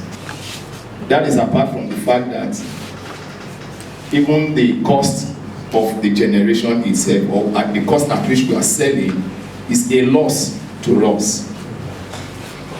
These are difficult information to push down your throat, but these are the realities on ground. And so without taking much of your time, I want to appreciate you on behalf of AEDC. We have 2 presentations. One of them appears to be a little bit technical. If it becomes necessary, we may do that presentation. But the one that we think concerns you majorly now is about meter. We're not going to bore you with the story of how we got to where we are right now in terms of metering. We're just going to tell you that these are the things you need to do.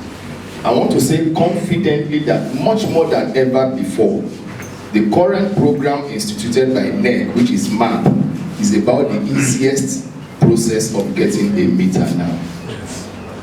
Yes, you can shake, with due respect, you can shake your voice. That is not to say that there are no challenges.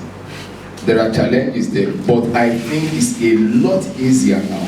As a matter of fact, from what we have seen, it is customer driven. By the time you see the data, Osasu, I would like that we make this presentation in PowerPoint. Yes, PowerPoint, yes. So that customers can see clearly the data. I don't know whether we are ready for that. So that customers can see the data. Over 30,000 customers have applied. We have verified about at least 28,000. But guess what? Less than 15,000 customers have paid.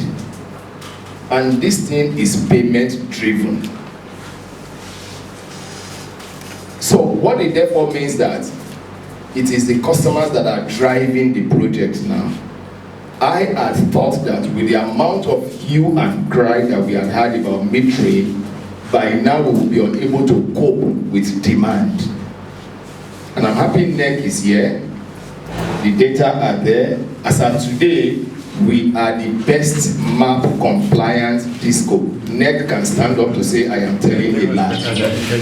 No, they are here, thank God. But I'm sure we will not do that.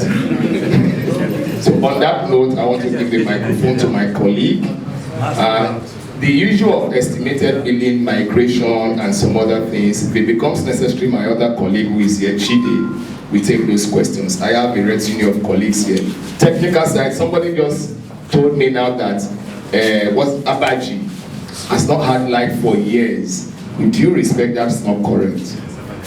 That is just incorrect. And they have sold that story to the media, and it's incorrect. Yes, you may not have light regularly, but to say that you have not had light for years is outrightly incorrect, and it's unfair. Thank you very much. Viola. Good afternoon, everyone. My name is Abiola Akiosi. I'm project manager for MAP in AEDC. I'm very happy we are here today to interact with Gwagwalada residents, and well, we've all been talking about MAP, meter, so just for us to see how far we've gone in AEDC. And Mr. Barrister Oyebode was right. in terms of MAP is actually customer driven, and also NEC can testify to that AEDC is leading in terms of MAP implementation in the whole of Nigeria. So, thank you very much. All right, so we're going to talk about our strategy, how management, AEDC management, intent MAP should be deployed. So, first of all, let us know our maps for AEDC. So for Mojek, we have, during the implementation of rollout of MAP by NEC, when they approved the launching of MAP, so NEC actually approved 900,000 meters, for AEDC to be rolled out within the 4 franchise area. So we have 3 maps, we have Mojek, we have Turbo, and we have Meron. So Mojek is in charge of FCT and Kogi, while Meron is in charge of Nasarawa and Turbo is in charge of Niger State. So those are our 3 maps for AEDC. So I'm going to briefly describe the entire map process so we're all on the same page. So for the map process, so the first thing the customer needs to do, alright, so MAP is Meter Asset Provider. So before now, the DISCOs, the distribution companies, are responsible for purchasing the meters, for installing the meters at customer premises. So we now discover that based this one reading of the order and also consultation with the regulators, they brought up a regulation called Meter Asset Provider. So what the regulation is supposed to do is for customers to be able to pay for their meters. So for example, you're a customer and you have the full amount of the full cost for the single phase meter, you will be able to pay for the meter and you'll be metered within 10 working days. Then also, NEC was also grateful enough to be able to introduce another option called paying in installments over the period of 10 years. So you're a customer, you don't have the full cost, you can pay via your vending amount. So the meter will be installed at the premise, and when you're vending, the cost of the meter will be removed. Then we also need to bear in mind, if you are going to pay in installments, there will be an interest calculation attached to that cost. So for example, for the cost of single phase meter, which is 36,991, if you are going to pay that within 10 years, there will be an interest element to that. So that's not the amount you'll be paying over the period of 10 years. So that's what MAP entails. So for AEDC, if you want to, for a customer, if you want to, request for a meter, all you need to do is to go to our website, www.abujaelectricity.com. So once you go to our website to initiate a request to be metered, then you fill in all the necessary details, your name, your phone number. Your phone number is very, very important. Then you also need to make sure you know your contract number. So now, on your AEDC bill, there's on the left-hand corner of your AEDC bill, there's something called contract number there. So there is where you're able to identify your contract number, because maybe down the line during the presentation, I will show us one of the issues we are having during this implementation rollout. We discovered that there are some customers actually, referencing other people's contract number. So when you're making payments and you reference another person's contract number, that is the person AEDC will take the meter to be metered, you understand? So you need to know your contract number by identifying that on your AEDC bill for existing customers. But for new customers, there is a provision for you to come to our area offices, to fill the form 74, for LECAN to certify come to your premise to certify your apartment, to make sure that all the wiring, equipment, everything are according to standard, based on the presentation our NEPSA colleague gave earlier on. So once you fill in all your details, our set of engineers will come to your premise to do a load assessment of your premise. So all we need to do is to confirm, okay, are you using a single phase, would you need a single phase meter based on your load or your current load, or would you need a 3-phase meter based on your current load? Then not only that, we have a couple of customers, because one of the fallback or lessons learned we had during the capping period, we'll have customers going to make payments for meter. However, their premise are not ready to be metered. You understand? So that's one of the important aspects of site verification, to confirm that, okay, your premise is ready to be metered, then also make sure that all your wirings are according to AEDC metering standard and codes, because we have some customers dropping their meter points in their room. You get? So those are one of the essence of doing that site verification. So once the site verification has been done, you'll be advised. So we have a couple of customers that are sending these payment notifications to their friends or their colleagues. You know, so we need, as a customer, you need to make sure that AEDC formally informs you via SMS, email. In fact, we are having, we just introduced another option of writing letters now. So for the customer in Niger State, we've started writing letters to them. We've sent them to the area offices for the customers to pick up those letters. So we want to reach out via every medium for customers to get that payment notification. So once the customers advise, once you make payments for your meter, then you be rest assured we'll meter you within 10 working days. So at the beginning of this program, when someone was asking, okay, a lot of complaints, for us to be able to know that AEDC is in this, you know, for this metering program, we actually brought a set of customer care representatives. They are all outside. So in case you have any issue or any complaint or anything that you know you needed direction on, after this program, our customer care representatives are out there to be able to, to help you, assist you with any complaint you have. Next please. So what is our status of MAP rollouts? So currently we have 63% of all our requests have come from FCT, while 18 come from, so our total request right now is over 40,000. Now, during the presentation, I'm going to talk to you about mobile map metering, which had actually increased, increase this map implementation. Then 18% from Nasarawa, 15% Niger, and Kogi, we have 4% in Kogi. So I'm sure we all know the reason why we have that. I don't know the reason. Baba, you know. And I want to know. Baba, you know. I don't know. So one of the things we've discussed with our map, so Kogi is in charge, Project is in charge of Kogi and FCC. So one of the things we'll say we're going to do is to do adequate sensitization. We actually started that in Kogi, for us to be able to beat up that number, because that margin is far too much. So what do we have now? So far, like I told you that AEDC had already embarked on an initiative called mobile map metering, which I will discuss later. So which had actually increased our figures. So far we had like over 40,000 requests, and we've done site verification to the tune of 39,000. We've sent SMS notification to the tune of 39,006, and also emails out. Next please.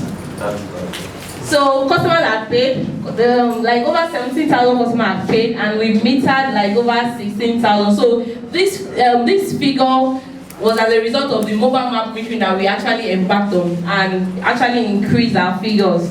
Next please. We might get to less like 8,000 before the end of the month. Now, where is Gwagwalada?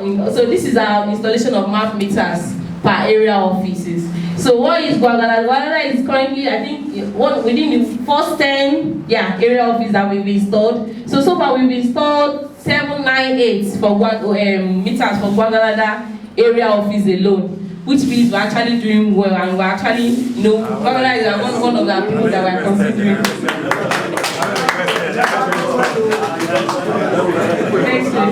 Alright, so what do we put? What do we have in place? To be able to tell customers that these meters are here, just come over, for this metering. So we have a lot of sensitization program in place. We have flyers. I'm sure we've all gotten flyers and FAQs that our customer care representatives have shared. So we have banners, we have souvenirs. Then we also hold stakeholder engagements, because for places in rural places like Niger, Kogi, where you can actually reach these customers are, via this grassroots engagement, this stakeholder engagement. So we have that in place, and we've done in Maraba, we've done in Karu, we've done in Lokoja, we've done in Mina. So ever since MAP started, we've done like over 25 stakeholder engagements.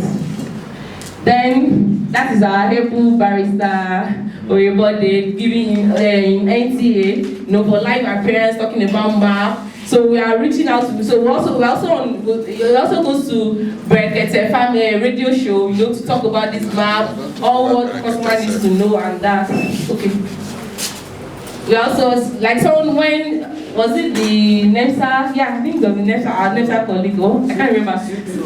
Oh yeah, the CPC that commended, on our social media team. So we have them on our Facebook. We have MAP. We have MAP being sensitized on Facebook, Twitter, Instagram, and also on AEDC website. So yeah. So what are the challenges we are facing?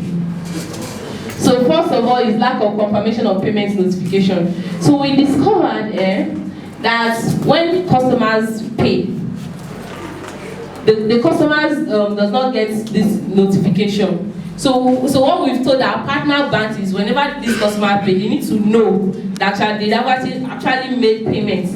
Another thing we've discovered, using the wrong contract number for your registration. So in addition to a customer going online to make requests for meter, you can actually come to our area offices, for you to be registered, to make this request. So what we've encouraged customers is for them to come along with their AEDC bill. It's very, very important because we have a couple of customers that they've actually paid, but on their payment reference, because when you pay, we would have told you that, okay, when you are referencing in the remark section, reference your contract number. So we have customers that are referencing other people's contract number, which, for example, now I pay with my colleague his contract number. When we are going to meter him, well, we will take this to his house because is what we have on our database and all the details. We will direct that meter them. So we have customer coming to the office saying, okay, I've made payment. The guy would have brought his evidence of payment, but bring your bill. When we compare that, they are two totally different things. So customers using the wrong contract number for registration. Then also the notification we are sending out is far below. Before this used to be like 30-something%, so it can actually reason now to 40-something because of the sensitization we've done, over the last 1 month. But this is still below. We've told customers, okay, we verified your site, come and make payments, but customers are yet to make payment. And another thing we also discovered that because right now NEC they are still deliberating on the interest rate for the installments. So once we have that window open where customers that can pay in installments, then this metering gap, this difference between completed site verification and payments and installation, the difference will be lower. Then another challenge we're also actually facing. So when we send SMS notification to customers have do not disturb settings enabled on their phone. So we already sent out this notification, but they won't get it. You understand? So another thing we also encourage customers is whenever you have do not disturb setting configured on your phone, try and disable it, because these customers probably they don't have email. You understand? So if you don't have email and you have a do not disturb setting configured on your phone, how are we going to reach you to communicate the payment instructions to you? So that was why we actually brought up the other third idea of writing letters to these customers and call them to come and pick up their letter for payment. Next please. So what is mobile map metering? We had a strategy session with NEC like over a month ago on all the discos were there, and all discos were presenting on the implementation of MAP so far.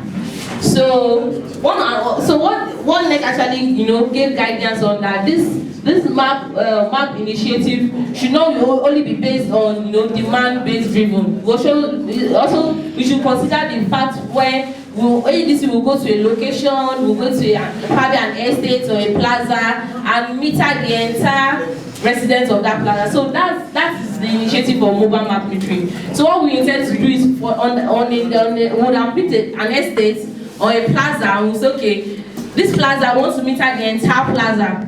So ahead of that, they would have done customer sensitization, would have told customer what they need to bring on board for that day. So when we get there that day, customer come in, register, Right there and there, we do the site verification. Also there, because once we've done this verification to confirm, okay, if this customer needs a single phase or a 3-phase meter, then the customer makes payment, and the customer will be metered that day.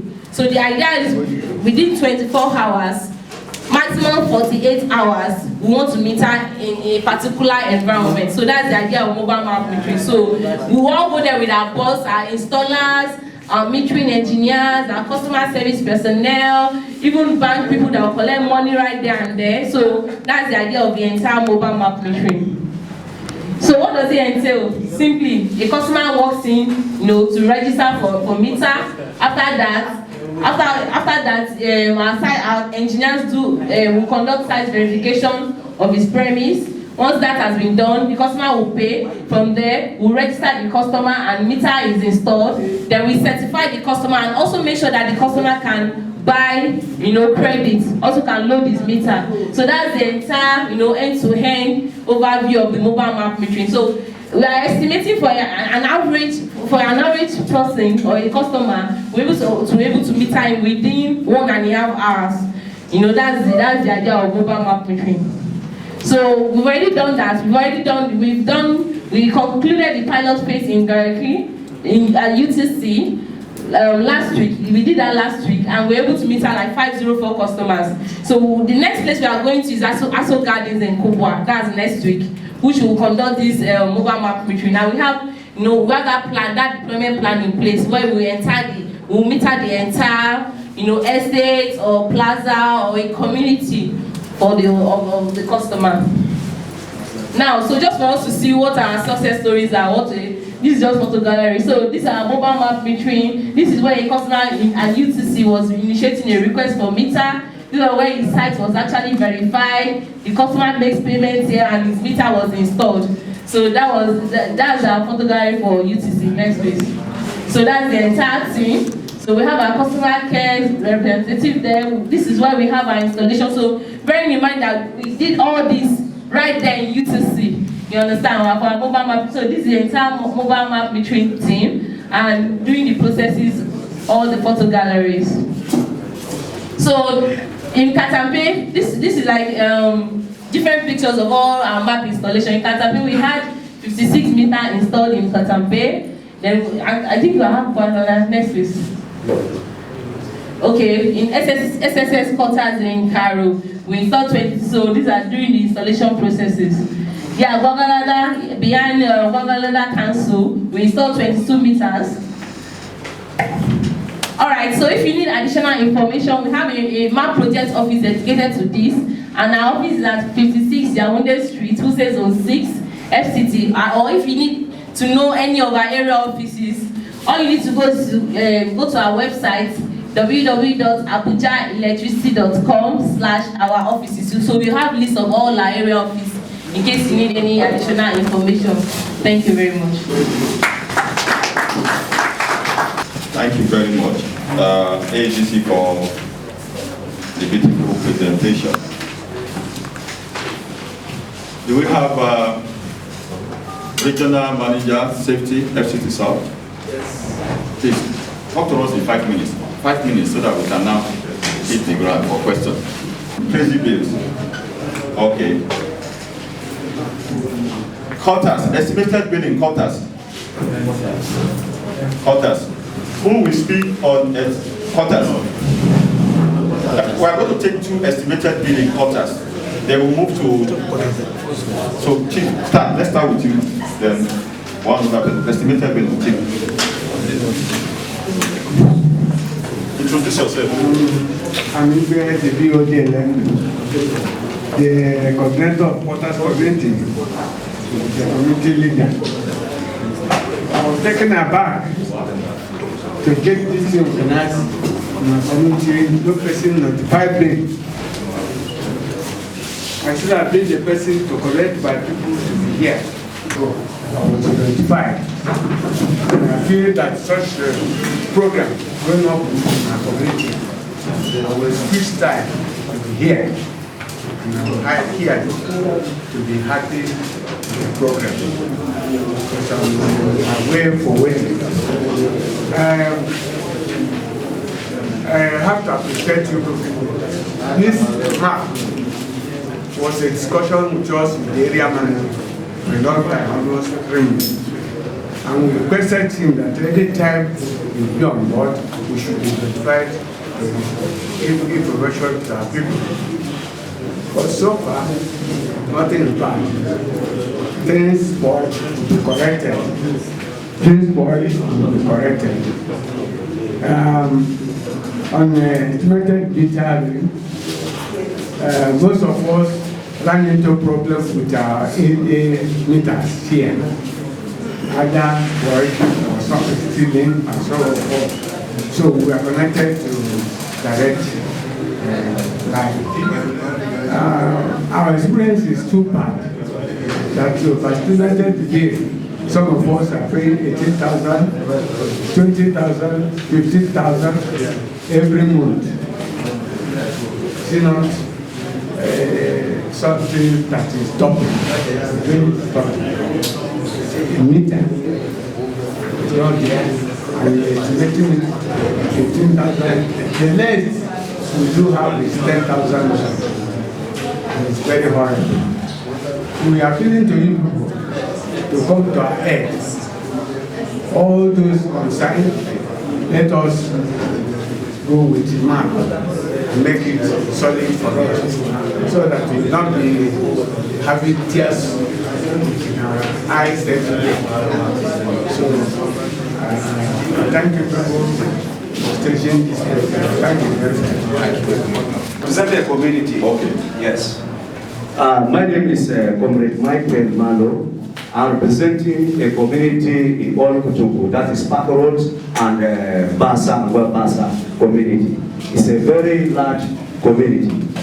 First of all, I want to appreciate AEDC because AEDC gave us a transformer 500 kVA this year, so we appreciate you for that because we have suffered a lot. There was no light. I went to your headquarters and they had our cry and they gave us that transformer. First, sincerely, we want to say we appreciate the company. We are bringing appreciation letter, we are boarding. Yet at the same time, we are experiencing a lot of challenges there. A lot of challenges that we are facing is that if you look at from the main road, what they are doing, what Nigeria normally do is that when always like to do eye service. Eye service in the sense that they have put concrete pole from the main road. Just if you move inside, they stop on the way where the transformer is. And then down inside where majority of the houses are is wooden poles. And these wooden poles are giving us a lot of problems. Some are falling, any little thing, you know. In fact, it's very, very dangerous. I want to appreciate the presenters. The danger of all those things that you have said today. And I thank God you know the danger. But since you know the danger and you have abandoned us, and you allowed us using wooden poles, and most of which has been danger, most of the communities' life. So I am here on behalf of this community to appeal to this company. Please and please, we are appealing. As you came to our aid, you gave us 500 transformer, KPAs. And we want you to do same by giving us concrete poles. Concrete poles. We have serious problem. Concrete poles, and they change the conductors. The conductors are of lower, standard. So these are the issues that we are facing there. So, and that is why I came purposely because of the challenges that we are facing. Please and please, I want the company to take that into consideration. And at the same time, again, and the issue of estimated billing, because of the wooden poles, most of the time we have problem of this light. When light comes, because of this problem of what we call under standard conductor, we don't have enough light. Some of the houses, in fact, their light, most of them are going up. So that's the problem. And when at the end of the month, then people will come. People will now begin to count the number of days that they have consumed the light. And if you look at the number of, maybe in a month, you are consumed like maybe for 10 days or 7 days, and then they are bringing a bill for a month. You know, that one is causing a lot of problems. Most of the customers are not happy about that. So, and we want to appeal that we want to have concrete force, we want to have standard conductors, so that we have what we're supposed to get. Then that will boost our morale in times of paying our fees the way it's supposed to be. And also I want to appeal that that area should also be visited, so that we'll also key into this prepared meter, because those that don't have prepared meter there are few. We don't have much people there. Thank you very much. Okay. Good afternoon, my community members and the agencies represented there. My name is Mr. Chukwuka. I'm a member of the First Free community, and one of the secretaries of the community. So, what I want to say here is on this estimated view. I had the privilege of being a victim on this overbilling. I noticed that sometimes in March, hello? Okay. I noticed sometimes in March, when I went to pay my bill,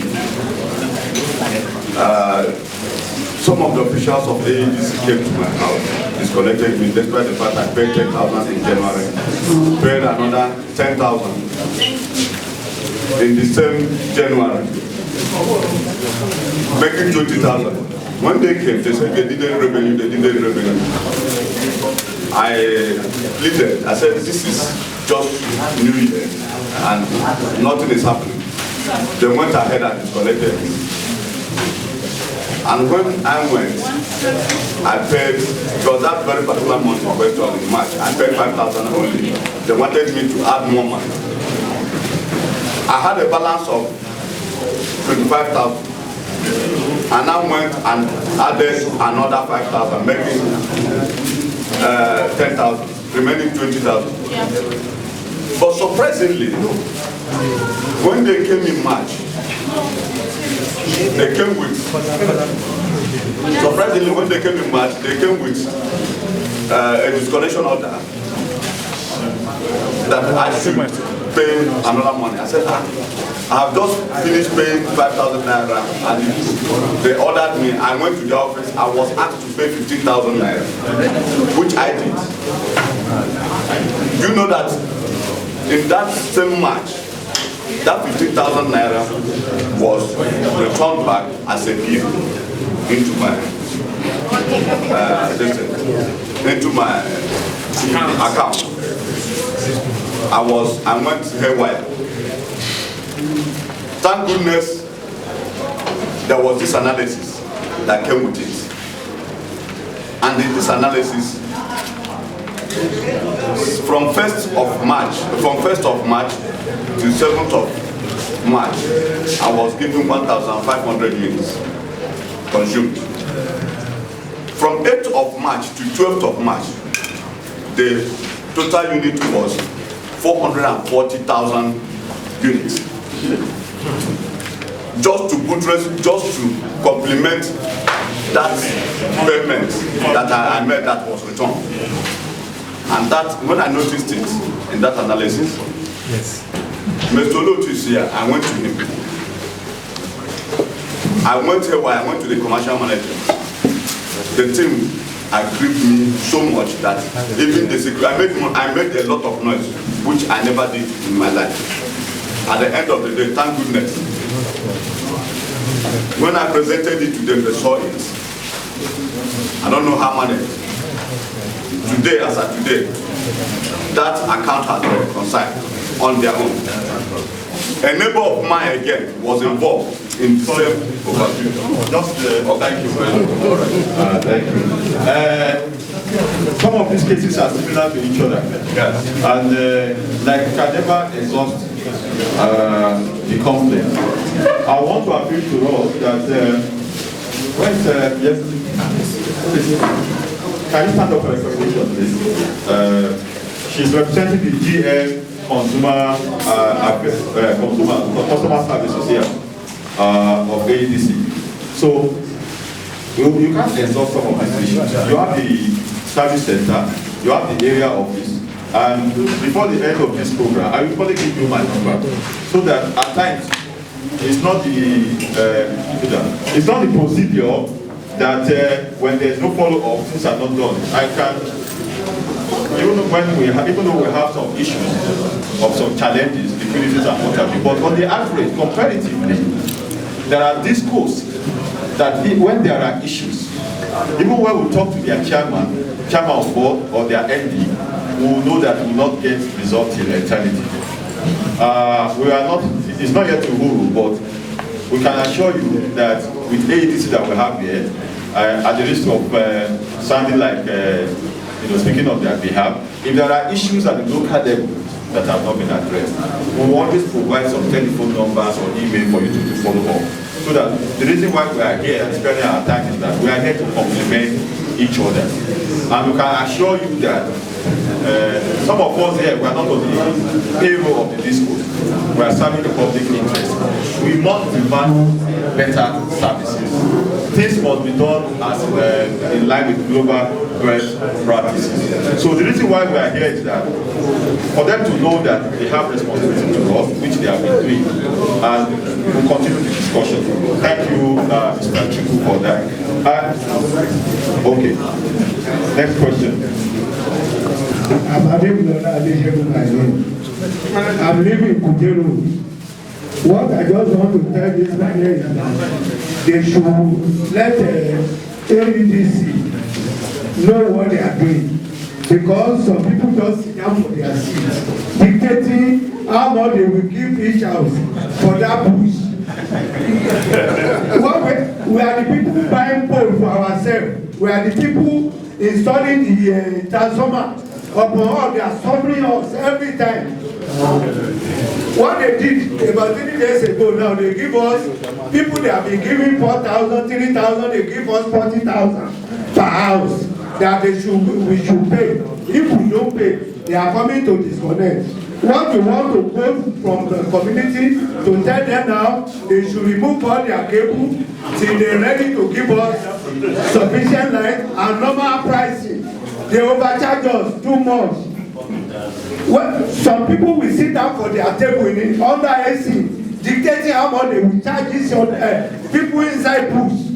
We are the people buying cable, buying all those connectors for the transformer, but upon all they sit down, collecting every money from us, and we are planning to go and meet them for their station here.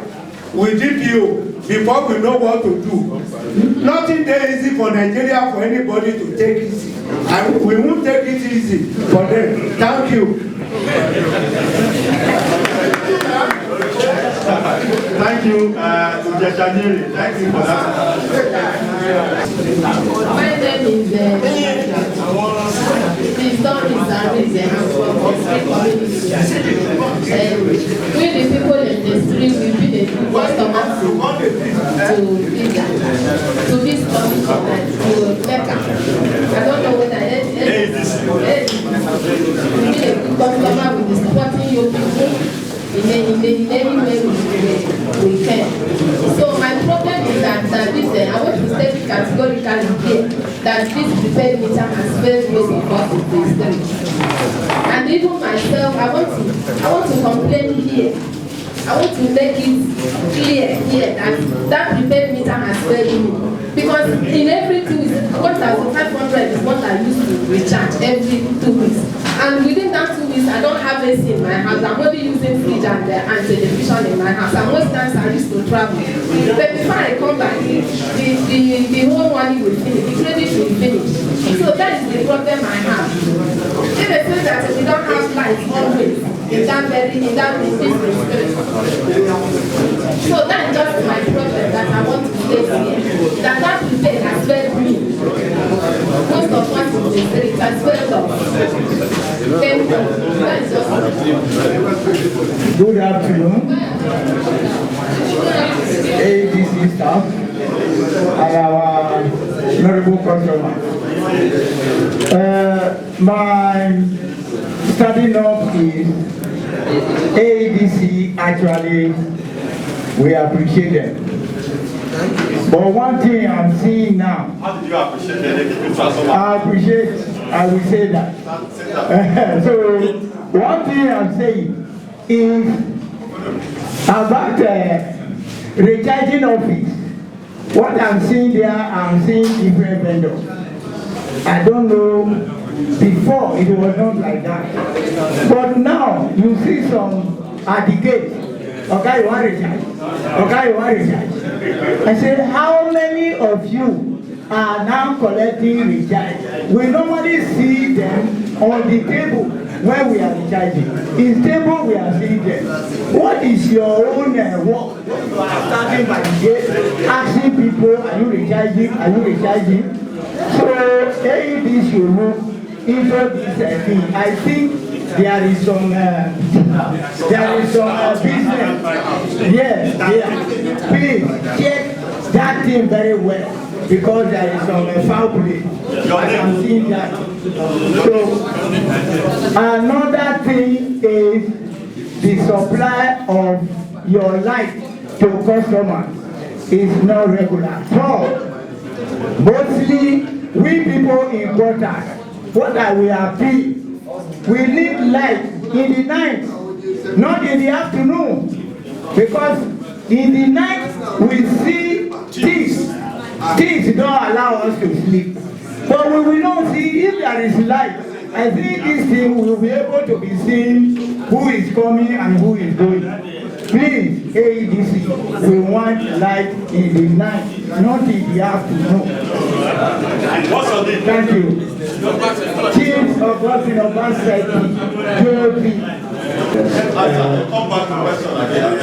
Good afternoon. My name is Linus Eka. I'm speaking from my friend. Are you listening to me? Okay.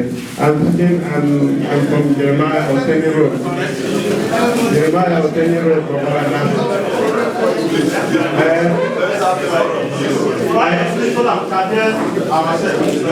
Okay, are you hearing me? My question is, I was paying large new person there about 3 years now. I live there. I connected to light 2007. I was paying a bill of 4,000 naira per year, per month. But when the thief comes to Gwagwalada, okay, are you hearing me? Okay. When the thief comes to Gwagwalada our transformer, they see the whole transformer. At the month of August 2018. Which area, sir? They see the transformer 2018. That was the August. They stole the cable, all the whole transformer. They see the whole transformer. Then we did not get light the month of June this year. So when the community put head together, they wrote a letter. They are bringing the bill. They wrote a letter to stop the bill. They actually stopped the bill. But when they installed a new transformer at the month of June, if they want to bring the bill, can they give the estimate of the bill that you are, the light that you are not using? How much they give you? So when they brought the bill to me July this year, they are bringing 92,000 naira. Waiting for what? So that is my appeal. They should look. I wrote my application here. I've already sent my complaint for area office. So I don't know whether I will submit my letter here. When was the new transformer installed? When was it installed, the new transformer? Okay, the first bill. The first bill after the transformer is 92,000. They will take up your matter. Who is responding on behalf of AEDC? Let us pray so that they can respond to some of the questions, some of the issues, then we'll continue from there. So that area manager, please. This our area manager. Good afternoon, ladies and gentlemen. I stand on the existing protocol. My name is Olasheni Agunpopo, area manager AEDC Gwagwalada. It's really nice to have our major stakeholders here, our consumers. We thank you for your time to be here today. And I'll just go straight into some of the questions that were raised.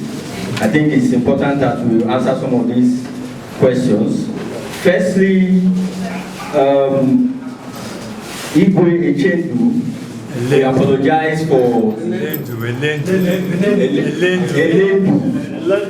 we apologize for the communication gap. We had actually sent text messages. We attached some flyers to the bills, the available flyers that we had. We attached to the bills just so that we can inform most of our customers to attend this function. So we apologize that I didn't get. Is somebody that we relate almost on a weekly basis, and unfortunately he has left there. But sir, please kindly let him be aware that that extended our apologies to him. Sir, we appreciate also that you have recognized the fact that we replaced your transformer at Park Road. Let me just speak a little about this, because I know some customers will also come and say their transformer has not been replaced for some time, and they've not had light, they've been in darkness. Why some communities will also say that in 2 weeks, we have some communities that their transformers were replaced in less than 2 weeks, some in 2 weeks. We appeal to our customers to try as much as possible to be responsive to payment. We're a business organization. We have lots of maintenance works to carry out. It is our responsibilities to replace transformers and to maintain our lines. We have some communities that the moment their request comes to my table, I will not sit in that office. That is the truth. Why? There are communities that respond to payment. We have a community in Gwagwalada that they pay their current billing every month, and they pay a particular percentage of their outstanding. We have communities like that. So when communities like that, I am not saying, please do not get me wrong, I am not saying we don't attend to other communities, but when communities like that have issues, you know, by the time we have the records of the payment pattern of these communities, and we try as much as possible to hasten the process of replacement and maintenance. However, he has also talked about the wooden poles that require replacement. I'm assuring you that we are going to speed up that process and to make sure that we replace the wooden poles with concrete poles as quickly as possible. Then I'd also like to talk about the MAP scheme, which we have so many of our customers here that have complained about estimated billing but haven't keyed into. We appeal to our customers on a daily basis that the ultimate solution to complaints around perceived estimated billing is metering. Yes, the solution to it. You will be shocked that a customer will come screaming on top of his voice to say that this is not my bill. This is not my bill. At that point, to ensure that we correct that, we carry out load assessment, we do all our computations to make sure that we give you a perfect billing. However, you also that you have complained, now MAP it's at your fingertips. You will still find customers that say no. No, I don't want any meter, or no, I'm not ready for any meter, or for some reason or the other, they have not still keyed into MAP process. The earlier we key into MAP scheme, the better it is for us. You reduce the number of footfalls into our office to complain around estimated billing reduces. The number of complaints generally reduces, and you are sure that you are paying 100% for what you have consumed, except for, of course, some customers that are involved in energy tech. Because the truth is, in as much as we know that metering is the ultimate solution to the issues around estimated billing and what have you, we have also recorded some huge cases of energy tech. And what that does to us is that, for example, let me just give you a very short analysis on what that does to us. The supply that gets into your house in naira terms is 10,000 naira, for example. But because you have bypassed your meter, the meter is only able to capture 1,000 naira. You are killing the discos. There is also a question that was raised around 90. I want to be sure, sir, that you got. Are you saying that you got 96,000 naira as a current bill, or that was your total outstanding? 2,000. Sir? Say I'm the one who brought that complaint. Yes, sir. There was how much? 4,000 naira a month. When the thief come and vandalize and remove the transformer, we did not get light. From that August to June, when they brought that bill to life, they wrote 92,000 naira. Are you with your bill, sir? All my bill is here. Okay, so I'll take this up as soon as we round up. I would like to see your bill. Okay. Because that is a bit. Mr. Lola, yes, am I right, sir? Mr. Lola Adeshebu. Yes, sir. Sir, you also talked about crazy bidding. Yes. Sir, you agree with me that I just want to let you know how we carry out our billing process. You can say Okay, well, okay, let me say, you don't need to agree with me, sir. That one, Kuje Road enjoys a minimum of 18-hour supply daily. That's one. That is not to say that your bill should be 40,000 naira. Now, we have distribution transformers, distribution transformer meters, DT meters, attached to transformers in Bujeru. There are customers, I can also tell you, sir, that there are customers on that same Bujeru that may get a bill of 3,000, 4,000 naira. yes. Let me ask you one question. No, let me finish. Yes, now,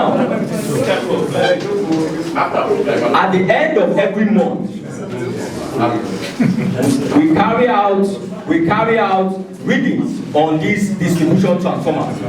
So we look at the population of the total population of the people tied to that transformer. We look at the total population of metered customers, and with that we compute the billing for individual houses that are on postpaid. Now, sir, what we will do in your case is to carry out a load assessment on your premises to find out what the consumption, I mean the next to perfect billing that your house should have. But we still advise you to key into the map scheme. We have some customers, particularly on Kujeru, I stand to be corrected. There are some high volume, high consuming customers that run away from meters. We have some customers that we have issued meters to that in 1 month, in 2 months, because they see the hike in their consumption, they come back to say their meters were stolen. For example, cold room users, commercial customers. At the end of the month, they come back, some with grossly underbill. They come back to tell us that their meters were stolen. We have a history, we look at their vending history, we look at how that has increased. At the end of the day, they come and say their meters are stolen. We are not saying that is your case, sir. We'll look into your case critically. We'll take this also out of this meeting to find out what has informed that, sir. Yes, sir. You talked about different people approaching you at the area office. Before now, sir, you must have noticed long queues at the area offices or our cash points. I can't imagine a customer that has worked hard for his money, he comes to the area office to AEDC cash offices to make payments and is in the sun waiting for hours. We have looked at that critically. You say, we know that we are customer facing. It's usually difficult to even get the customers to bring out their money. And for those that want to come and pay, they come into the area office and form a long queue like an anaconda snake. We have looked at that to say, how can we reduce these queues? That is what has led to the bringing up of vendors, more vendors, to help to reduce the queues and also make the process seamless. That is why you must have noticed that. So the people you find in the area office that walk up to you are different vendors that also want to earn a bit of a commission, trying to make the payment come through their companies. So that is why that is Let the public know. Let the public know. Because some of us don't know. Then the light supply. The light supply. The light supply. They like the supply situation. Yes. The supply situation that you talked about, it is a function of availability. However, what we do is that we try as much as possible to release supply to our customers when they are available. You have said you want supply in the night. Yes. There are small and medium enterprises that also will not survive without supply in the day. So we try as much as possible, as soon as the supply is available, we know that this period we need to give to small and medium scale enterprises. This period also they need supply in the night. For people that probably have gone out in the morning, they want to come and rest, they also need power. But when power is available to us, we distribute 100%. We are within your constituency, your neighborhood. Please and please, like we have said, today is Saturday, and want to appreciate the fact that you have spent your time to be here. And sorry, we want you have a remark, next sir. We'll take two remarks to what he has said. After this, we'll take two more questions. I wish that we are not all in a hurry, but it's not possible. There will be other engagements, and we need to live here. The time that we are marked is to be here from 10 in the morning, 10 in the morning till 2. That will have been 4 hours. And in the next 12 minutes we'll have been here for 3 hours. So, and we still want to try and stick to that around that 2 o'clock. Gentleman in cap, please come to the front. Good afternoon, everybody. Since my question goes on, I represent some communities, let's say two communities, Wako and Giri. For some time now, let's say late last year, I want to introduce the police area manager to the audience. As of from last year, end of last year, we discovered that the kind of supply given to us is somehow. In the sense that we are using one line before, maybe the feeder, both ourselves Igiri quarters, Barracks, Ido, Dosaniki, and Sabo Ido. Well, it got to the point that the line was being separated, L32 and L31. And most times, all those villages that were using the same line before, they get like steady. Let's say at least 18 hours a day or a day. But in Giri, main Giri town and Wako, we don't have light. If you must have light, it's only maybe 2 hours, it will be off. The only time you have light up to 4 hours or something there about is when they are sharing bill and when they are collecting bill. And in calculation totality, in a month we don't have more than at least 8 days. And 8 days, that is not full days, that is when you have those past light. But there was a time I had to contact, call him. If you remember the other day I called you, when there's an issue, I was going to call you, then you might not know me. But the most of the staff, all they know to me, and ask them. I call you, or you give your own version that time. I say, okay, I don't know the issue was resolved. But since then, up till now, since I've been talking to you, just yesterday we have like 4 hours. Or okay, from yesterday night till another time 4 o'clock yesterday. Probably because of this meeting that we're talking about. Yes. Since then up till now, we don't have that again. And this is a continuous issue. When I have some staff, ask them, they know me when I call them, what's happened now? Even the service engineer, Bako doesn't pay like, we don't pay bill. But if you say Bako doesn't pay, is it everybody that doesn't pay bill? Must we use all the person's problem to punish every other person?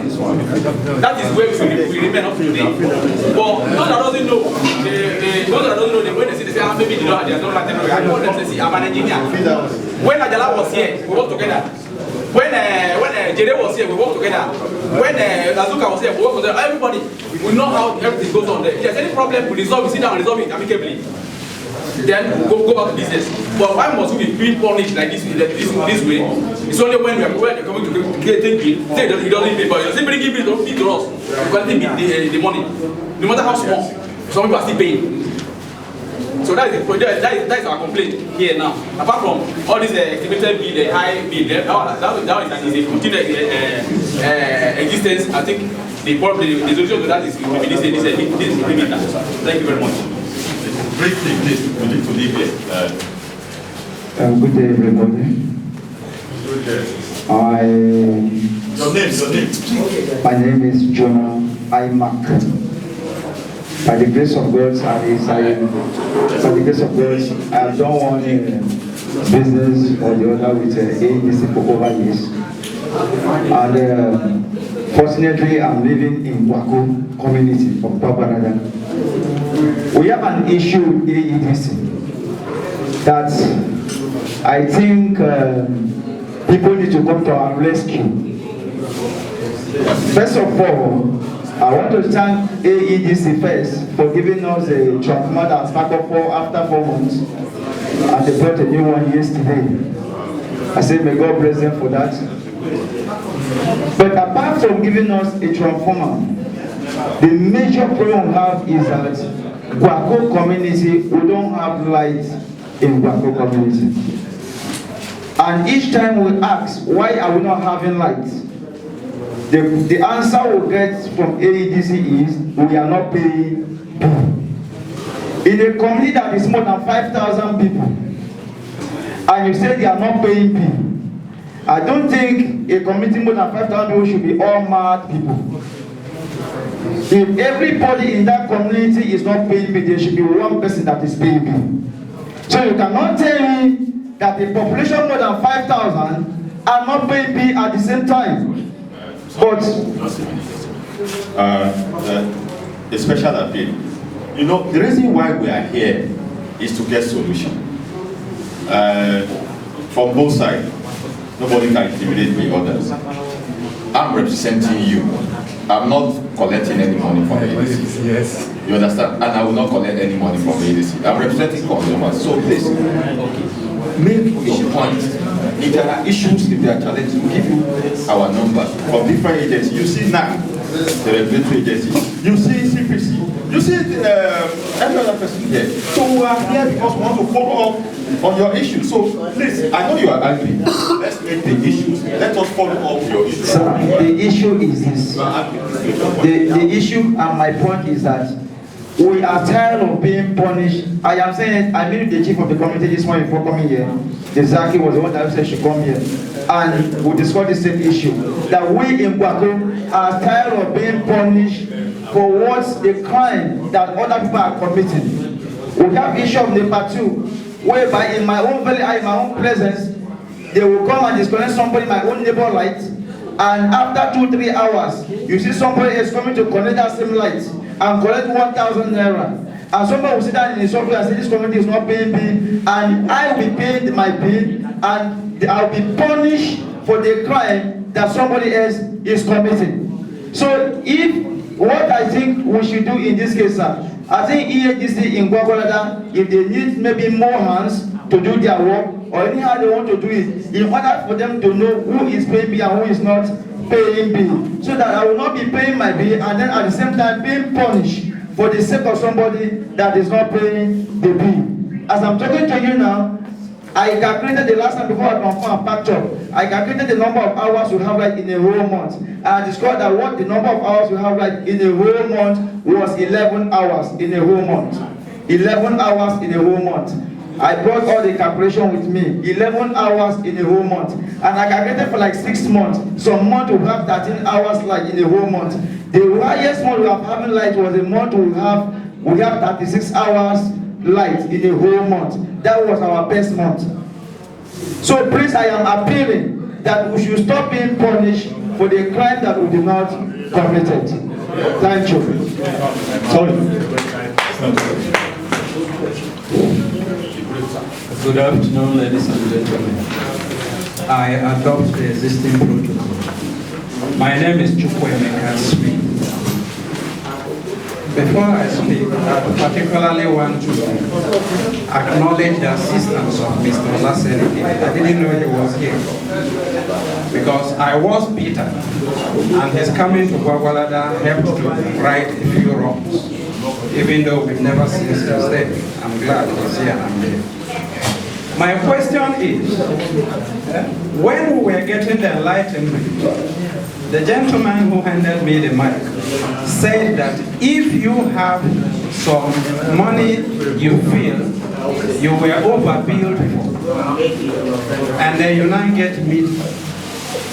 When you get metered after 6 months or thereabout, you can have reconciliation.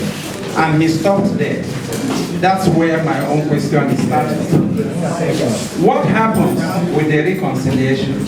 Because I happen to be in that situation myself, where I was being billed over 13,000 naira a month. And I'm not a welder. And I don't see what I do with the power given me. And then I maintained the payment of 5,000 naira monthly for over a year. Eventually, I was given a meter by the headquarters there because I had to write. I had a very unsavory experience with one of his field officers that necessitated my writing a letter of complaint stroke appeal for the meter. And that's what made the meter now come to me. Incidentally, it came without his knowing, because after a few months, 3 months precisely, I still got another call from the Gwagwalada office here for another meter. And I told him the truth, that I don't need it again, I've given a meter. And then the letter came to verify, which was okay. Now, what I'm saying is, I paid that money, and then after getting this meter now, for the months I've used it, I've calculated my consumption, and it's coming to less than 1,000 naira a month. Firstly, I used the unit that came with the meter, and then I now recharged the 5,000 naira that had mapped out from my salary as for AEDC. I used it to recharge, and it stayed there for more than 5 months. So I am convinced that I was being overbilled as at that point, even as I repeatedly was victimized for not paying that 13,000 plus. I maintained 5,000 naira, and they were removing my light, and I will go, I'll pay penalty, I'll get reconnected. But now I realize that even at that 5,000 naira, I was being overbilled. So what happens then to me? I was guided by one of the staff at the headquarters there, who told me that I can request for auditing after 3 months. And I, by myself, included it in the letter of appeal and complaint I wrote to them, a copy of which I have here, received and stamped, that they should come to do that for me after 3 months. So I am asking now, where do we go from there? Was I supposed to go back and write a second letter inviting them to come and do what I had already specified in the paragraph 2 of my complaint and appeal? Please, I need to get an answer to this. Thank you. Good afternoon, everyone. I have 2 questions, and mostly I'm dwelling on the regulatory bodies. Anywhere, my name is Namdas Noel.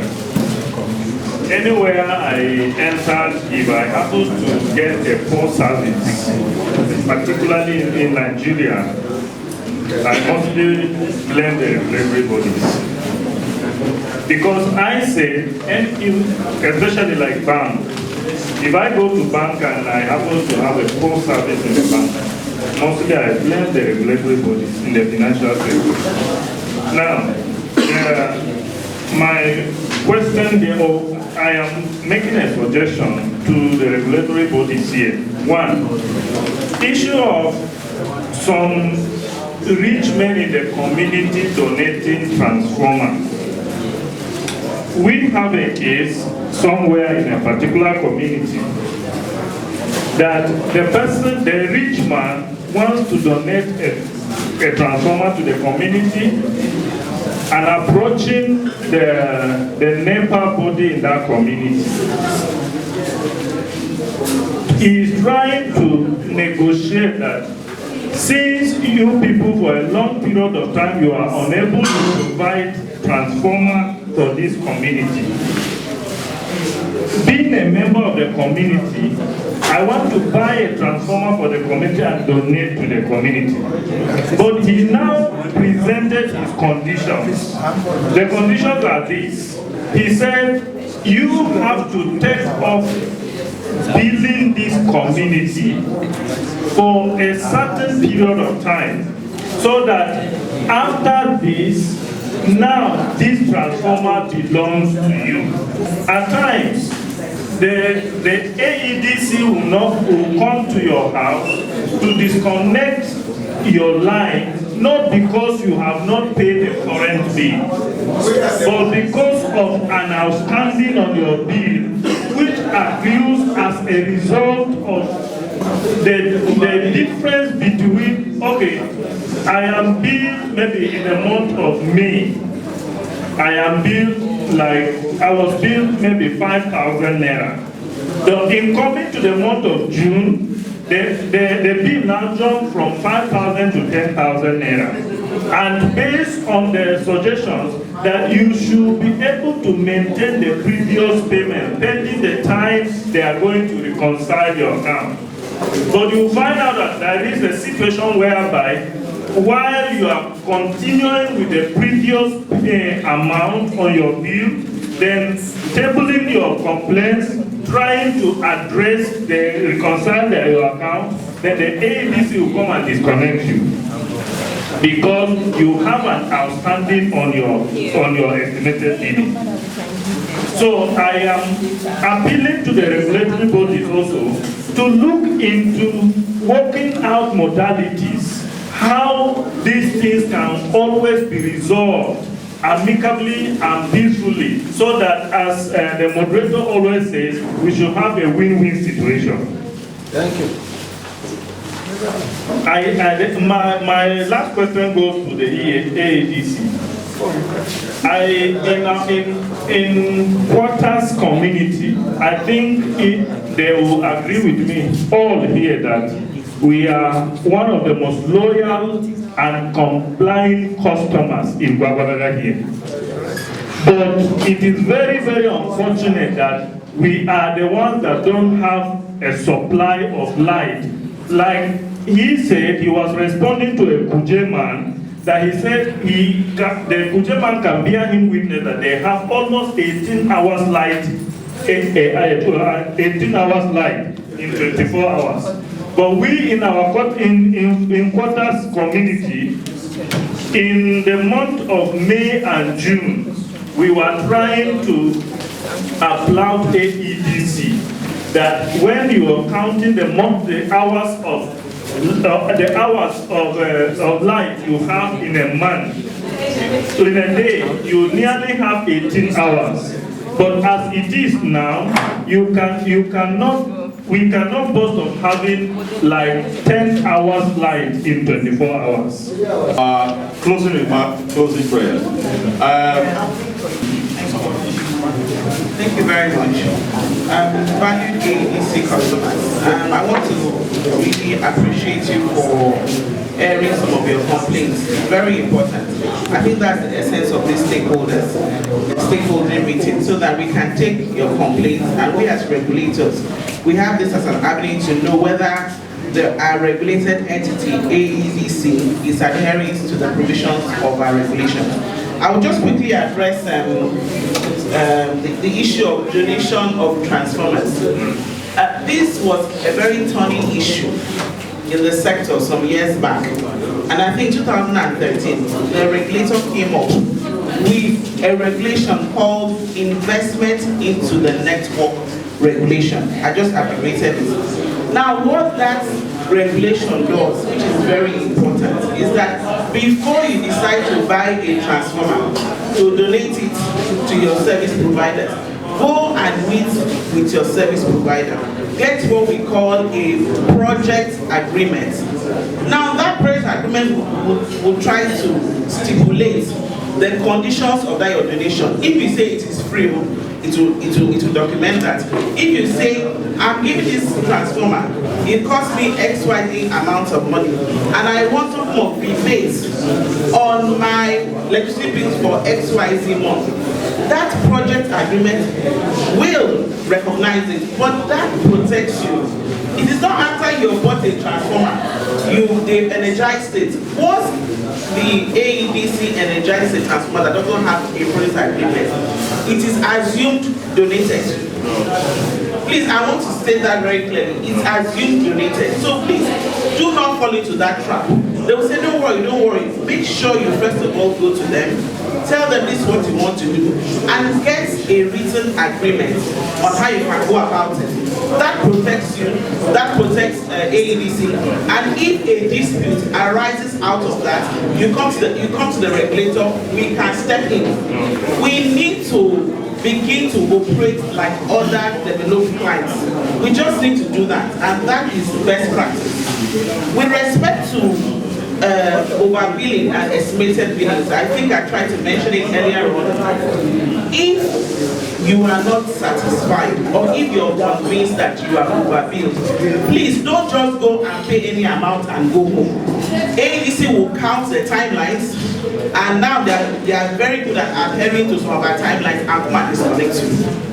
However, if you know that they have overbilled you, you gave me 10,000 naira, but I know that my consumption is 5,000 naira. The regulation says, go and pay the undisputed amount. When you pay that amount, do a letter. Please, this is what protects you.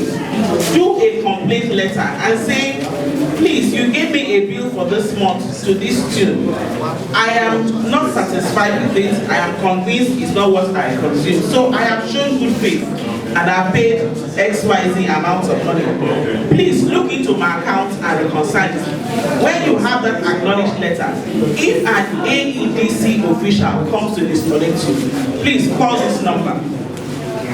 Please call the number 09-462-1414. Again 09-462-1414. Or you call this other number 09-462-1424. And please, This is also very important. We've glossed over it. Meters are coming. People that thought that they should have been consuming 1,000 naira are beginning to realize that their actual consumption is 4,000. That is the truth. People also that consume, that were being billed 13,000 have now come to realize that they were overbilled. For the people that are overbilled, please write your letter and draw the attention of your service providers. They need to reconcile that account for you. And if you're not satisfied with their actions, just like we have said, we have a roll-up banner outside. You escalate to the foreign office, you escalate to the commission. We'll try to do something about it. But it should be noted that once you have a meter, and I say this as a customer, please, I hope there are no consumers here with respect to our super regulator. We don't want consumers in our sector. We want customers. You are duly registered with your service providers. That's what we want. It's easier to pursue a case for a customer than a consumer. Respectfully, sir. So please ensure that you are a customer to your service providers. There are a lot of provisions in the regulations that can protect you. Unfortunately, we don't have time to go through all of that.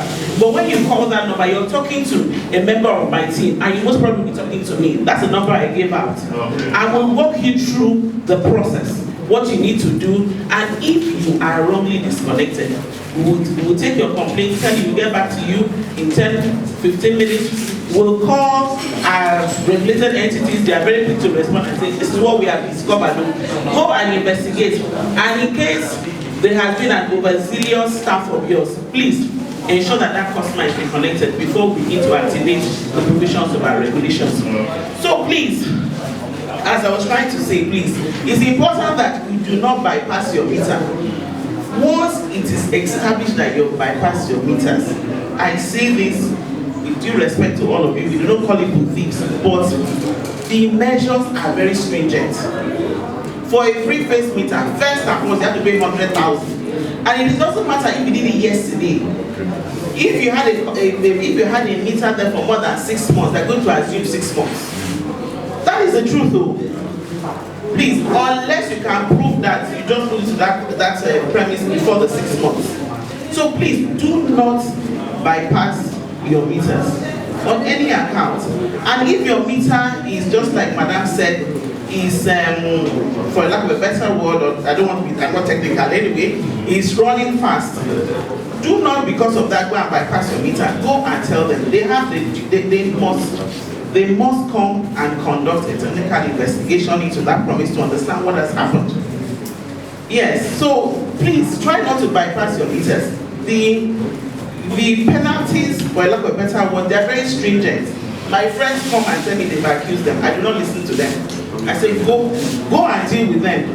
Because you pay 100,000 naira, you pay reconnection fee, and then they backbill you. If you're a three-phase meter, you're looking at almost a 200,000 naira deal if you're not careful. So please, try not to bypass your meter. And lastly, please, try to be a responsible customer. Pay your bills. If you genuinely have an issue that you cannot pay your bills within that period, go to your business unit, your area office, and tell them, I have an issue. It happens. It happens, you know. I have an issue. This happened to me, please. Can you give me a repayment plan? That also protects you. They will say, okay, what are the issues? When they look at it, okay, can you pay XYZ within XYZ months? You know, and the service continues because you need your service providers as much as they also need you. So you always need to make sure that you maintain a cordial relationship with them. I don't know whether I've cleared some issues with them. Thank you very much.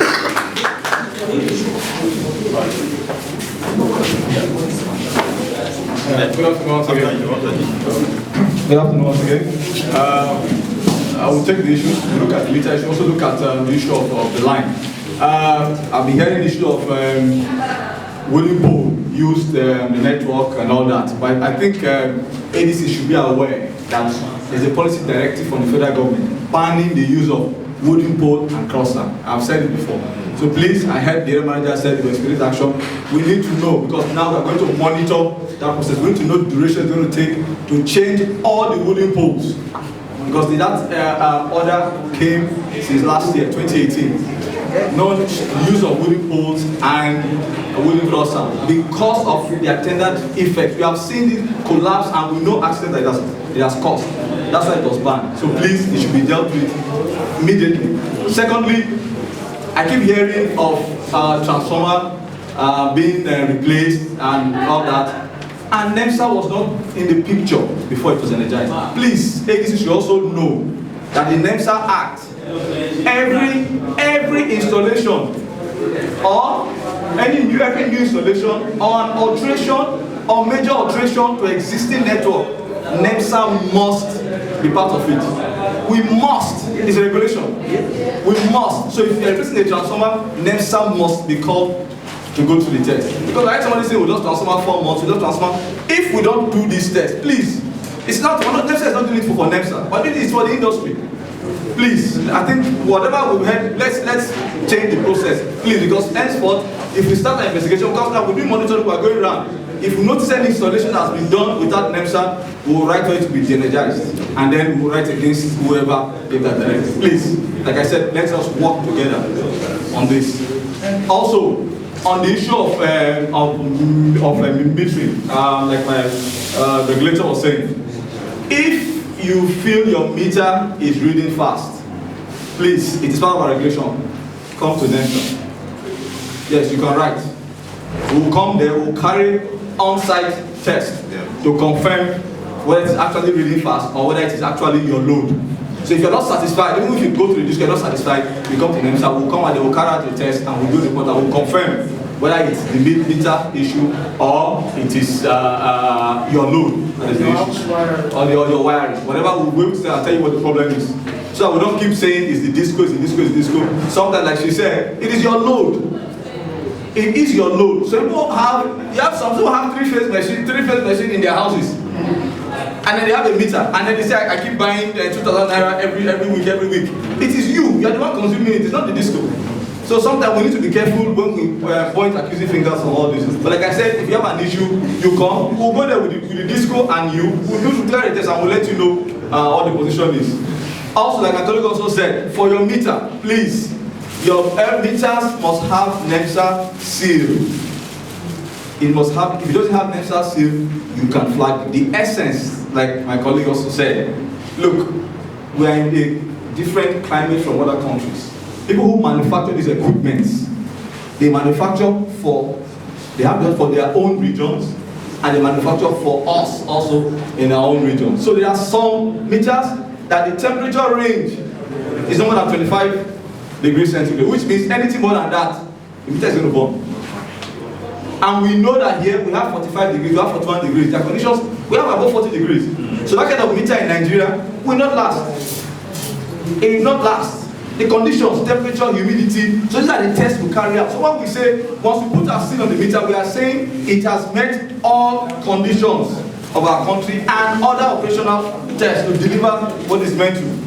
And that's why our seal is there. So if it doesn't have a seal, we cannot bat for the meter. We're not saying the meter is not good, but we cannot bat for the meter and say it has met the requirement that it's supposed to meet. So that is why we must also check our meters to be sure it has NEMSA seal. If it doesn't have NEMSA seal, you can flag it up and then we'll be there to check and confirm if the meter is okay. Please.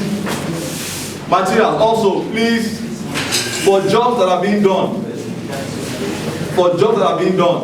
only NEMSA certified contractors, please. I'm also letting the ADC staffs to also know. Only NEMSA certified contractors are allowed to handle any installation. Please, it is very, very important. So this issue of bad jobs all around, we need to begin to predict it in the board from now. And ADC should also understand that the network belongs to you. It's not for NEMSA. If when the bad construction job is done, you are the person who's going to be running around trying to maintain the installation. I was trying to say, let's get it right the first time. That's the essence of what we do. Lastly, please, on the issue of all these are bad network, like I said, let's work together. Anywhere you see a bad installation, where wooden poles are used, wooden cross arms, you see your installations are about to collapse, please call NEMSA. I'll give you a number. I'll just give you a number. Any issue where you see a poor installation, you can just call this number. 080.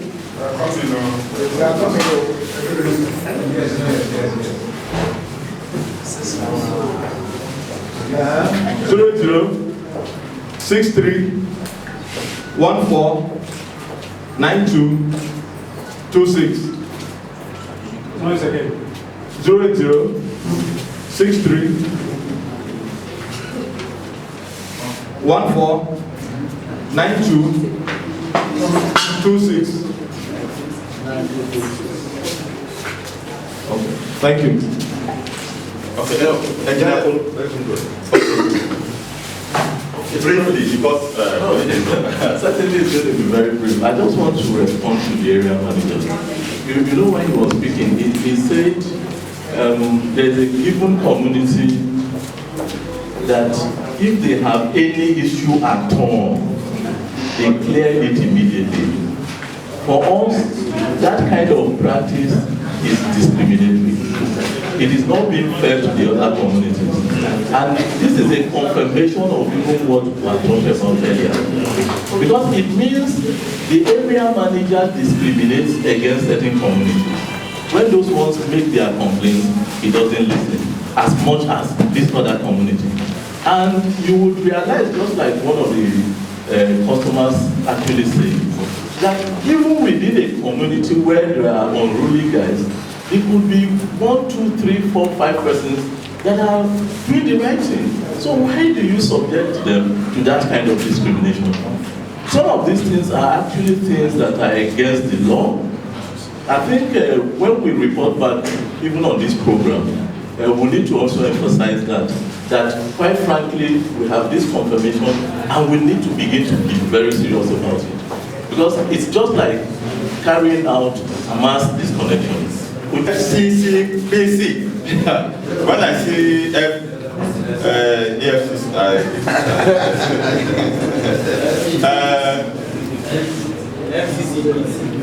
we don't know how to thank. Sincerely, we don't know how to thank you enough for your presence at this wonderful occasion. We would have wished that this event continue till eternity. But every good thing that has a beginning must have an end. And on this note, on behalf of AEDC, Abuja Distribution Company, on behalf of the Federal Competition and Consumer Protection Commission, on behalf of Nigeria Electricity Management Service Agency, NEMSA, and on behalf of Nigeria Electricity Regulatory Commission, on behalf of Nestle Power, on behalf of MacArthur Foundation, and most importantly, on behalf of all of us, the end users of electricity, I would like to invite from Nestle, the convener of this event, hardworking young lady who has been here moving around, making sure that we have a beautiful and age-free event. Osazu Ego Bamie. Well done.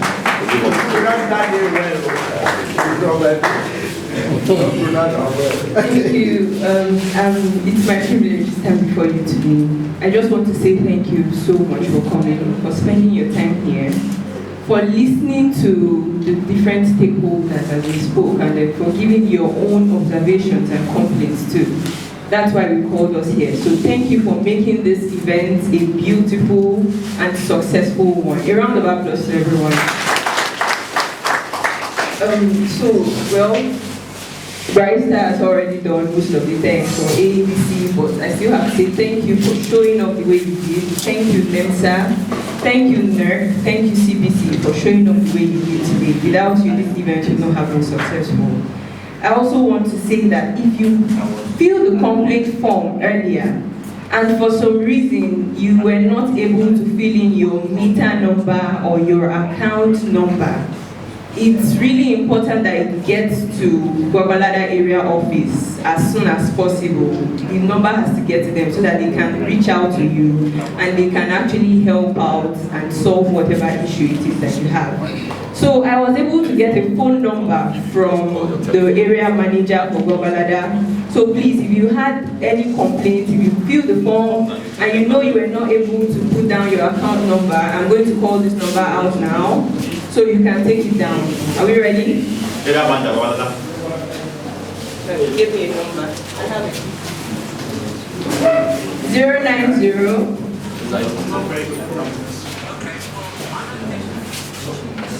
22 56 743. I'll take it again. 090 322 56 743. So please call this number later on when you get to your houses and you can access your company. Is as passionate about the sector and about consumers as possible. In fact, that's why we are here in the first place. And we usually have these events, but at the same time, we try as much as possible not to just end our discussions in this room. So please, over time, periodically, we are going to be reaching out to you for feedback, to ask a few questions, to know if the service in your area has become better. Just ask you a few questions to know how things are doing on your end. So we are letting you know beforehand so that when we call and say from next year, you won't block us from your phone. So please expect our communications anytime soon. Thank you very much, everyone. Thank you so much for coming and have a good evening. Sorry, area manager, it's just a quick one. Area manager, give them